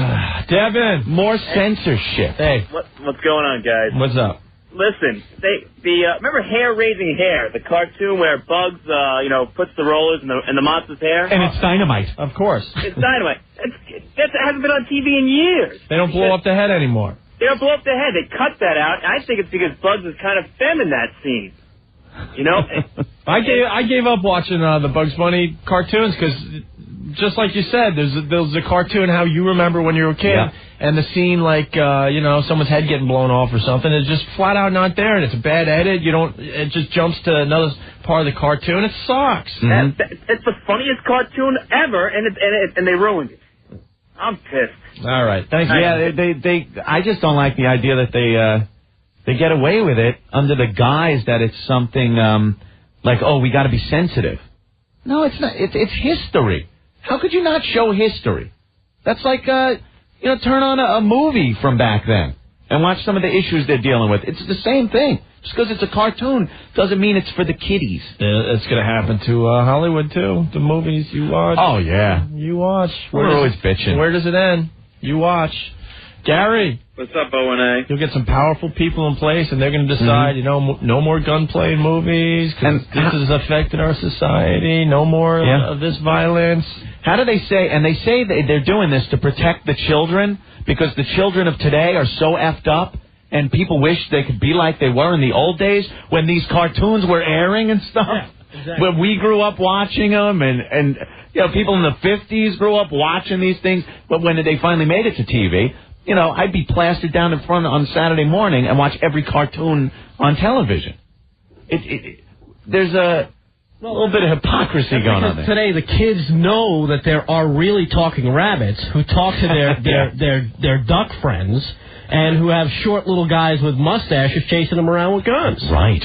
Gary, what's up? What's up, O&A? Hey. I got a couple of valid points here. Remember the old cartoons where they see something really whacked and then like a fish or something will come out of the water and say, well, now I've seen everything, and put a gun to his head and blow his brains out? Yeah. They don't do that anymore? Or how about the old Daffy Duck, Porky Pigs, when he was really drawn weird, he was really psycho? Yeah. And he was in the hospital and he was trying to saw Porky Pig with the hand saw? Kids are going to go attack each other with hand saws? How about the Heckle and Jekyll cartoons when they called them magpies? Yeah. We all know what magpies are. But they don't even do that anymore, right? You'd be lucky if you even find them anymore. Yeah. You know, it was a good one that they used to cut the ending out of. And the ending was the whole friggin' cartoon. Daffy Duck trying to outdo Bugs on stage. And he finally does it with the drinking the nitroglycerin and gasoline, plutonium, and then he takes the match and swallows it and blows up. They would never show him drinking the stuff.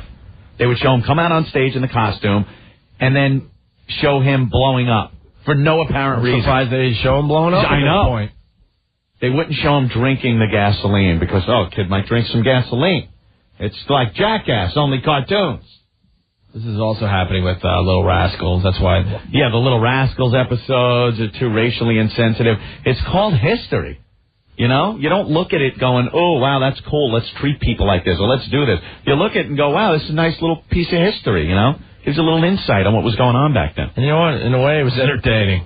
Rich, what's up? How you doing? All right. There was this Bugs Bunny cartoon where he's looking for like some carrot country or whatever, and at some point in the cartoon, Bugs Bunny's dressed up as Abraham Lincoln. He goes, "What's this here about you whipping slaves?" And that was one thing that they cut out years ago that I hadn't seen in a long ass time. Yeah. Jesus. Yeah, there's many examples of this, Rich. Thank you. Yeah, no problem, man. All right. Bye. Yeah, when Bugs is in Africa and he gets captured by the tribe of the and they got the huge lips on him and they put him in the pot because they're cannibals. You won't be seeing that.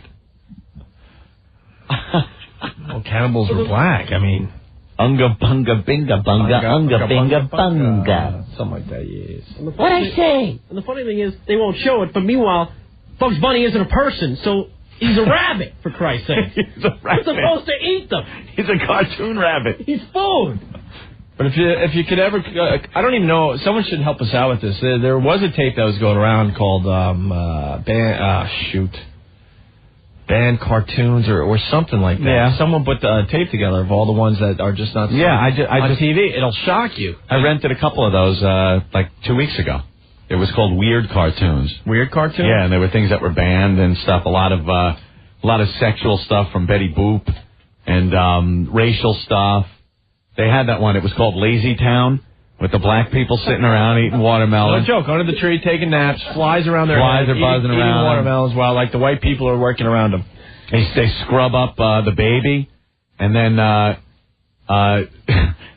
they go to dry him off, and the towel turns black. And the black guy's sitting at a shoe shine thing, but he's got no shoes on, and the guy shines his foot really polished black. It was sick. All right, we got to take a break. We'll play What Did We Learn Next and wrap up this fine radio show. Yeah. Opie, Anthony.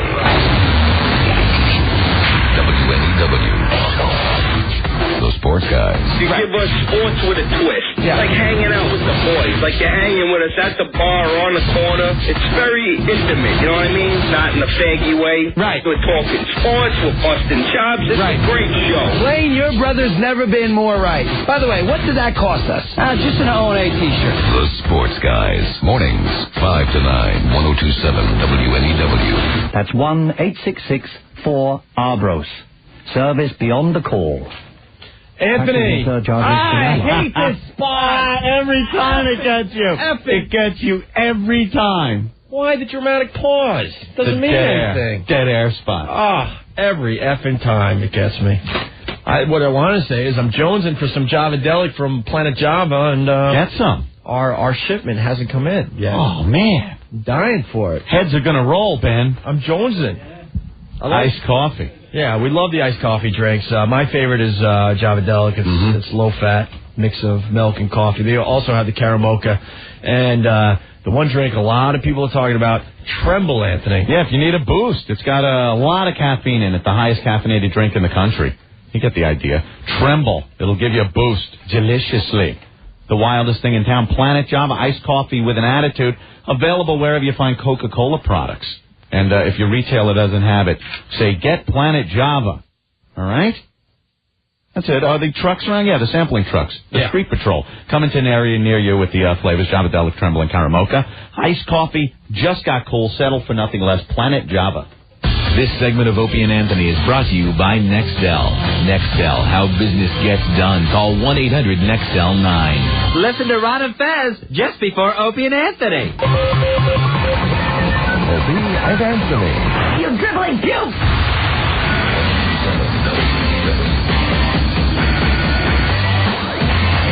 Our former intern Maritza on the line. Hey. Hi, everybody. Who got a paying job here at WNEW because Yes. of the fine work she did for us. Which I love very, very much. And this radio program. Thank you, Maritza. Thank you. We had to fire Jesse today. Or Ben fired Jesse today. Are you serious? Yeah, he kind of really sucked on his first day on the job. Wow. Oh, so then I can work with you guys now. Well, we have a job opening. No, we have a job opening. That's pretty cool. Or we could get you some more hours. Yeah, definitely. So what's going on, Maritza? Nothing much. I'm finishing up school, so... Oh, guess what? You guys know my boyfriend is leaving for Kosovo. Kosovo? He's in the Army. He's in the 340th Military Police Unit. Nice timing. Yeah, great timing. Wonderful timing. Aren't we done with that place? No, we're not done. I guess people can't just get along in their own country, but... So why the hell do we have to go over there? We. Look at the we. Why do we have to go over there? Or your boyfriend? Military police, I guess to keep the peace or something. I don't military know. police. They'll just be breaking up bar brawls between the rest of the American soldiers. So how long is he going to be gone? He's already been in training, so he'll be gone until November. Wait, what is he in? What do you mean, what is he in? What division? What branch of the services is he? It's the Army, military police. He's in the Army. Yes. Reserves? Now he's active. They made him active, though. This is pretty serious. Yeah, they activate you. Yep. Oh, and he's got to go to Kosovo. Yep. So there's some hot, horny girls over No, there. don't say that. There are some girls that haven't seen, like, men, because a lot of their men got killed. No. So there's a hell of a lot of women over there. Yeah, most of them are, like, just walking the streets homeless because their apartments were bombed. Are you serious? And they're just looking for a peg to jump on. And they love military guys. They love American soldiers over there. Oh, no. You guys, see, I was worried before he would get hurt. Now I'm just worried that some... Well, if he doesn't get hurt, he'll at least get laid. Yeah, Oh, no. Maritza, these girls, too, they're like model types. Yeah, they're very attractive over there. It's not like when they sent our guys over to Rwanda. You mean they're cuter than me? You're pretty cute. Oh, no. Very comparable if you're his type. Because they look, a lot of the girls over there are the same type as you. I've read a lot on the situation over there in the military, man. They love to throw their web. Oh, no. Yeah. A lot of webs being thrown. Yeah, they toss their web every chance they get. Yeah. See, now I'm worried because I know he has handcuffs. He has, like, a huge... Schlong. Yeah. No. I meant the stick that they hit you with. Nightstick, schlong, whatever. MPs, too, man. They got an in. They're the guys that can go to the places that the regular enlisted guys can't really get into. They have special passes. See, now, they have didn't tell special me privileges that extend above and beyond those of enlisted men. Oh, man, he's in trouble. No, I'm sure he won't cheat or anything. Don't worry about it. No, especially when you think maybe your life can end the next day. You wouldn't, want to live it to its fullest. And it's not like military men cheat when they're overseas. Seriously. No, You'll rarely be fine. ever. I don't even think there's been any stories about military guys, Army, Navy, whatever, going to other countries and having sex with their women. Nah. Well, I mean, of course they're not going to print that up or anything. It's not like there's a lot of, kids roaming around the United States that are half American and half Asian. No. And if our American men were plowing those little Vietnamese chicks, boy, those Kosovo broads gonna look like supermodels. Right. Oh, man. I wouldn't worry about it. I wouldn't worry. I'm sure he'll write you every day, and then a couple months will go by, and it'll be every other week. And, if you're into getting a letter once a month, that's cool. Oh, well, I have you guys, comfort me, right? Yeah, sure. We'll comfort you until he gets home. You'll let, you All right, make me Maritza. believe. So wish him well live on the radio. Yeah. Wish you well, Andy. I love you, and good luck to all the military people that are going to Kosovo. All right. Yeah, good luck to them. Thank you, guys. Hi, Maritza. Bye. Bye. Happy hunting over there in Kosovo. I don't think they're going to need any luck. Nice. Nice over there, nice. We have a few minutes to play. What did we learn on the show today? Ed, what's up? Hey, what's up, fellas? Hey. I learned two things today. On the subject of mental patients, as Homer once said, it's funny because I don't know him. Exactly. And I learned that God is a crackhead who hangs at the Cheetah Club. Exactly. Yeah. Very good. Thanks, fellas. All right, let's go to Haywood. Haywood! The medication doesn't work. I've been here for 3 years. I hate this place. I hate this place. I've been here for 7 years. Nothing works here. The medications don't work. Exactly. We have 3.5 weeks on our contract. I hate this place. Nothing ever works. Go ahead, Haywood. Today I learned that the finalists of the whipped cream bikini contest are sweet. Without a doubt. Yeah, definitely. I'm not even reading the negative email on the whipped cream bikini contest anymore because, I mean, the finalists are smoking. Negative feedback can go F themselves. We got 13 girls up. We need you guys to vote every day for the rest of the week. Go to WNEW.com and FoundryMusic.com. Vote for your favorite, okay? Hey, I'm going to go drink some nitro and swallow that match. All right. Hey, don't do that. Yeah. All right. All right. Bye. Bye. Anthony Dennis from the city. I learned that Ant reloaded very quickly when he was 13. Dennis from New York City again. I learned that Jesse's last words as an employee was, I'm sorry. Cyberdog from Jersey. Today I learned that Sobe gives you boners. Almac from the Cliff. Today I learned that Opie and God have the same name. Very nice. Let's go to Matt. Matt, what's going on? Hey, guys. Hey. Hey, I've been listening for 2.5 years. I love the show. Hey, seriously, though, I learned that it's okay to kill your wife. Yeah. If O.J. and Shatner and Blake got away with it, and they're God. Well, we don't know about Shatner and Blake yet. Hasn't been a trial. That's right. All right. Oh, pushing the pool. Thanks, guys. Thank you. I learned that Maritza's boyfriend be getting laid like a rock star in Kosovo. Oh, Claude.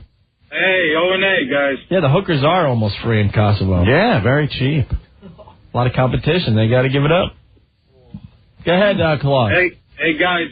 Thanks for today's show. I figured it all out. Yeah. It was Pedro Guerrero who killed Blake's wife. The bullet ricocheted, hit Jess's building to cut the power, and then the neighbors started complaining about the violence caused by the cartoons. Thanks to O&A for that one. All right, thank you. Keep it going, Heckle and Jekyll. I'm going to go listen to myself. All right, thank you.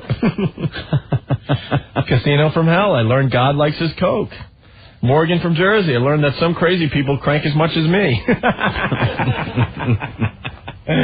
Very nice. Yankee Bleacher Anthony. Today I learned that fart may equal funny, but Jesse fired equals hilarious. Steve from Islip Terrace. I learned that when you rent Memento and play it backwards, it will play forwards, because when you watch it forwards, it is really backwards. Got it, Opie. Uh-oh, Maritza's calling back. I hope we didn't upset her. She's too cute and innocent for that. Uh-oh, never mind. She doesn't want to talk to us? No, I can't get her. Get her to come on the air real fast. Carolyn. Hey, yeah. Or is it Caroline? Carolyn. Carolyn. It's Carolyn, Brian. Carolyn. Brian. I learned that the C word is now an adverb. Yeah, auntie. Mm-hmm. We learned that on The Sopranos yesterday. I loved it. Yeah. Don't get auntie on me. Don't get auntie. All right, thank you. Hi. Today I learned that Friday, the Wow fan, or Wow van, what is it? I can't even write. That the Wow fans will go to Stafford, Connecticut. That's right.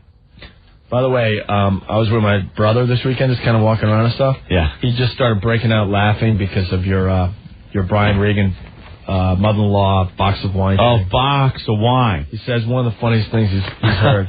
Box of wine in it. Well, a box of wine. Let's go to Brian. 3 rights make a left. I want to go home. Brian, what's up? Hey, what's up, guys? Hey. I learned sometimes you got to whack your own. Yeah, unfortunately. I got a. Hello? Yeah. Go ahead. Just a quick question. You guys wouldn't have any tool tickets laying around, huh? Tool tickets. Yeah, that show's sold down 30. No, nothing laying around. You guys wouldn't be using. You know what? We might be able to get a few. We might have to do a tool contest. Yeah. Yeah. All right. We might be able to work something out. Cool. All right. Yeah, I'll be going to Tool. Yeah, going to Toll. Nah, I'm really going to Toll. I'll be in the lobby. No, I won't be in the lobby. Wait, I'm cranking my Toll. I'll be standing right next to a bunch of people that hate my guts. Guaranteed. You will. I will. That's great. Better wear your high heel shoes. Steve, what's up? Hey, what's up, boys? Hey. I learned that mental illness can be friggin' hilarious. I also learned that a tinfoil hat will protect you from the CIA radiation. Yes. Very nice. I'm going to go visit Jesse over in the produce department. All right. Later. Thank you. We're going to start the commercials, but we'll do a little more. What do we learn? Don't forget to vote for the whipped cream bikini thing. We got our finalists up, and it's very important that you guys vote every day, okay? Mm-hmm. WNEW.com, FoundryMusic.com. That's FOUNDRY music.com. So there's radio, there's edgy, there's psychotic, and then there's O&A. 1027 WNEW. Eric, what's going on? Hey, real fast. I learned Anthony has no need for intelligent dinosaurs. No need for him. Very No nice. need. Very good. Thank you. Thank you. Bitter from Bay Ridge. I learned that Jesse doesn't need the little manila envelope to protect him because he gets mysterious power outages. Oh. AnthonyAdultShop.com. Yes, a great exotic adult website from Australia. Gives new meaning to the phrase down under. What, like a vagina? Is that what the joke is there? AdultShop.com, probably the most fun you can have in your bedroom. It's the world's largest adult website dedicated to putting the life back in your sex life. Millions of people throughout the world have been shopping at AdultShop.com for years from the privacy of their own homes. You need that privacy. Totally discreet. There's an enormous selection of the hottest videos and DVDs, plus all kinds of battery-operated toys and sexy gadgets. They also have fun bachelor and bachelorette novelties like Anna the Party Sheep. It's like you're having sex with a sheep. It's the joke there. They have an entire selection of adult games and party favors. Plus, they have a weekly contest and giveaways, product reviews, and guides on how to shop for the best erotic items. There's even advice from their own Dr. Love, a qualified sex therapist. Anthony. Yes? F-U? Huh? Okay. F-U? F-U? F what? F-U. F-U. Yeah. Yeah. No, you were talking about the sheep side. Oh. And how you have you have sex with F-U. So it was a little play on That's words. another name for a sheep. Yeah, so is a you. So I was just kind of doing a little play on word, right. So just to kind of... Did something finally overshadow my white shorts joke? What? No, because a sheep's a you, and you were talking about sex with a sheep, so it's like, I got it. Like F-U, like, right? Oof. The website's AdultShop.com. Check them out right now for terms and conditions and your free adult gift. It's AdultShop.com, where the customer always, anyone? Comes first. Comes first, Stinky. Very good. Comes first. I'm not feeling too good about myself right now. No, huh? Kind of feeling a little silly. Thought I'd show some intelligence. Like you, sheep. You, right. The crossword puzzle answer all the time. It is. Another word for sheep. Anthony? Yes. We got a pair of tickets to an exclusive... How many are we going to give away? All right, we'll give away 4 pairs of tickets to an exclusive listening party for the new Radiohead CD. Radiohead. We're doing it at Lux in Levittown, New York on Friday, May 18th. Plus, all winners will be entered into a drawing to win tickets to see Radiohead when they come to the tri-state area this summer. How cool is this? Very. The new CD by Radiohead will be in stores on June 5th, Anthony. We'll take 4 random callers to go to the Radiohead listening party at Lux in Levittown right now at 212-757-1027. And with that... I hate this place. Nothing works here. The medications don't work. I've been here for 7 years. I hate this place. Nothing works here. The medications don't work. I've been here for 7 years. This place. The medications don't work. Nothing works here. I've been here for 7 years. 7 years. 7 years. We've been here for 3 years. That guy rules. That guy was the star of the show today. All right. All right, man. Remember, vote for your favorite whipped cream bikini chick. Yeah, WNEW.com. And whatever. We have tools that have to point out everything. Because I said you could vote at WNEW.com or FoundryMusic.com. So someone writes a nasty email back. No, asses, you can't vote if you go to WNEW.com. Oh, you're doing I see you typing on an imaginary keyboard when you're reading the email. You know how they just... Like and it's the angry typing. Yeah, they just get all pissed. You are an ass! Exclamation point, exclamation point, exclamation point. So you got to type the anger. Why don't you go F yourself? You know the deal. Right. Okay. But basically, you go to WNEW.com. Ooh, link to vote. Ooh, it pops you to FoundYourMusic.com. Ooh, yeah. Ooh, but if you go to FoundYourMusic.com directly, guess what? You can vote right there, too. So relax. Guys get way too picky. Get there and vote. That's all you need to do. Vote.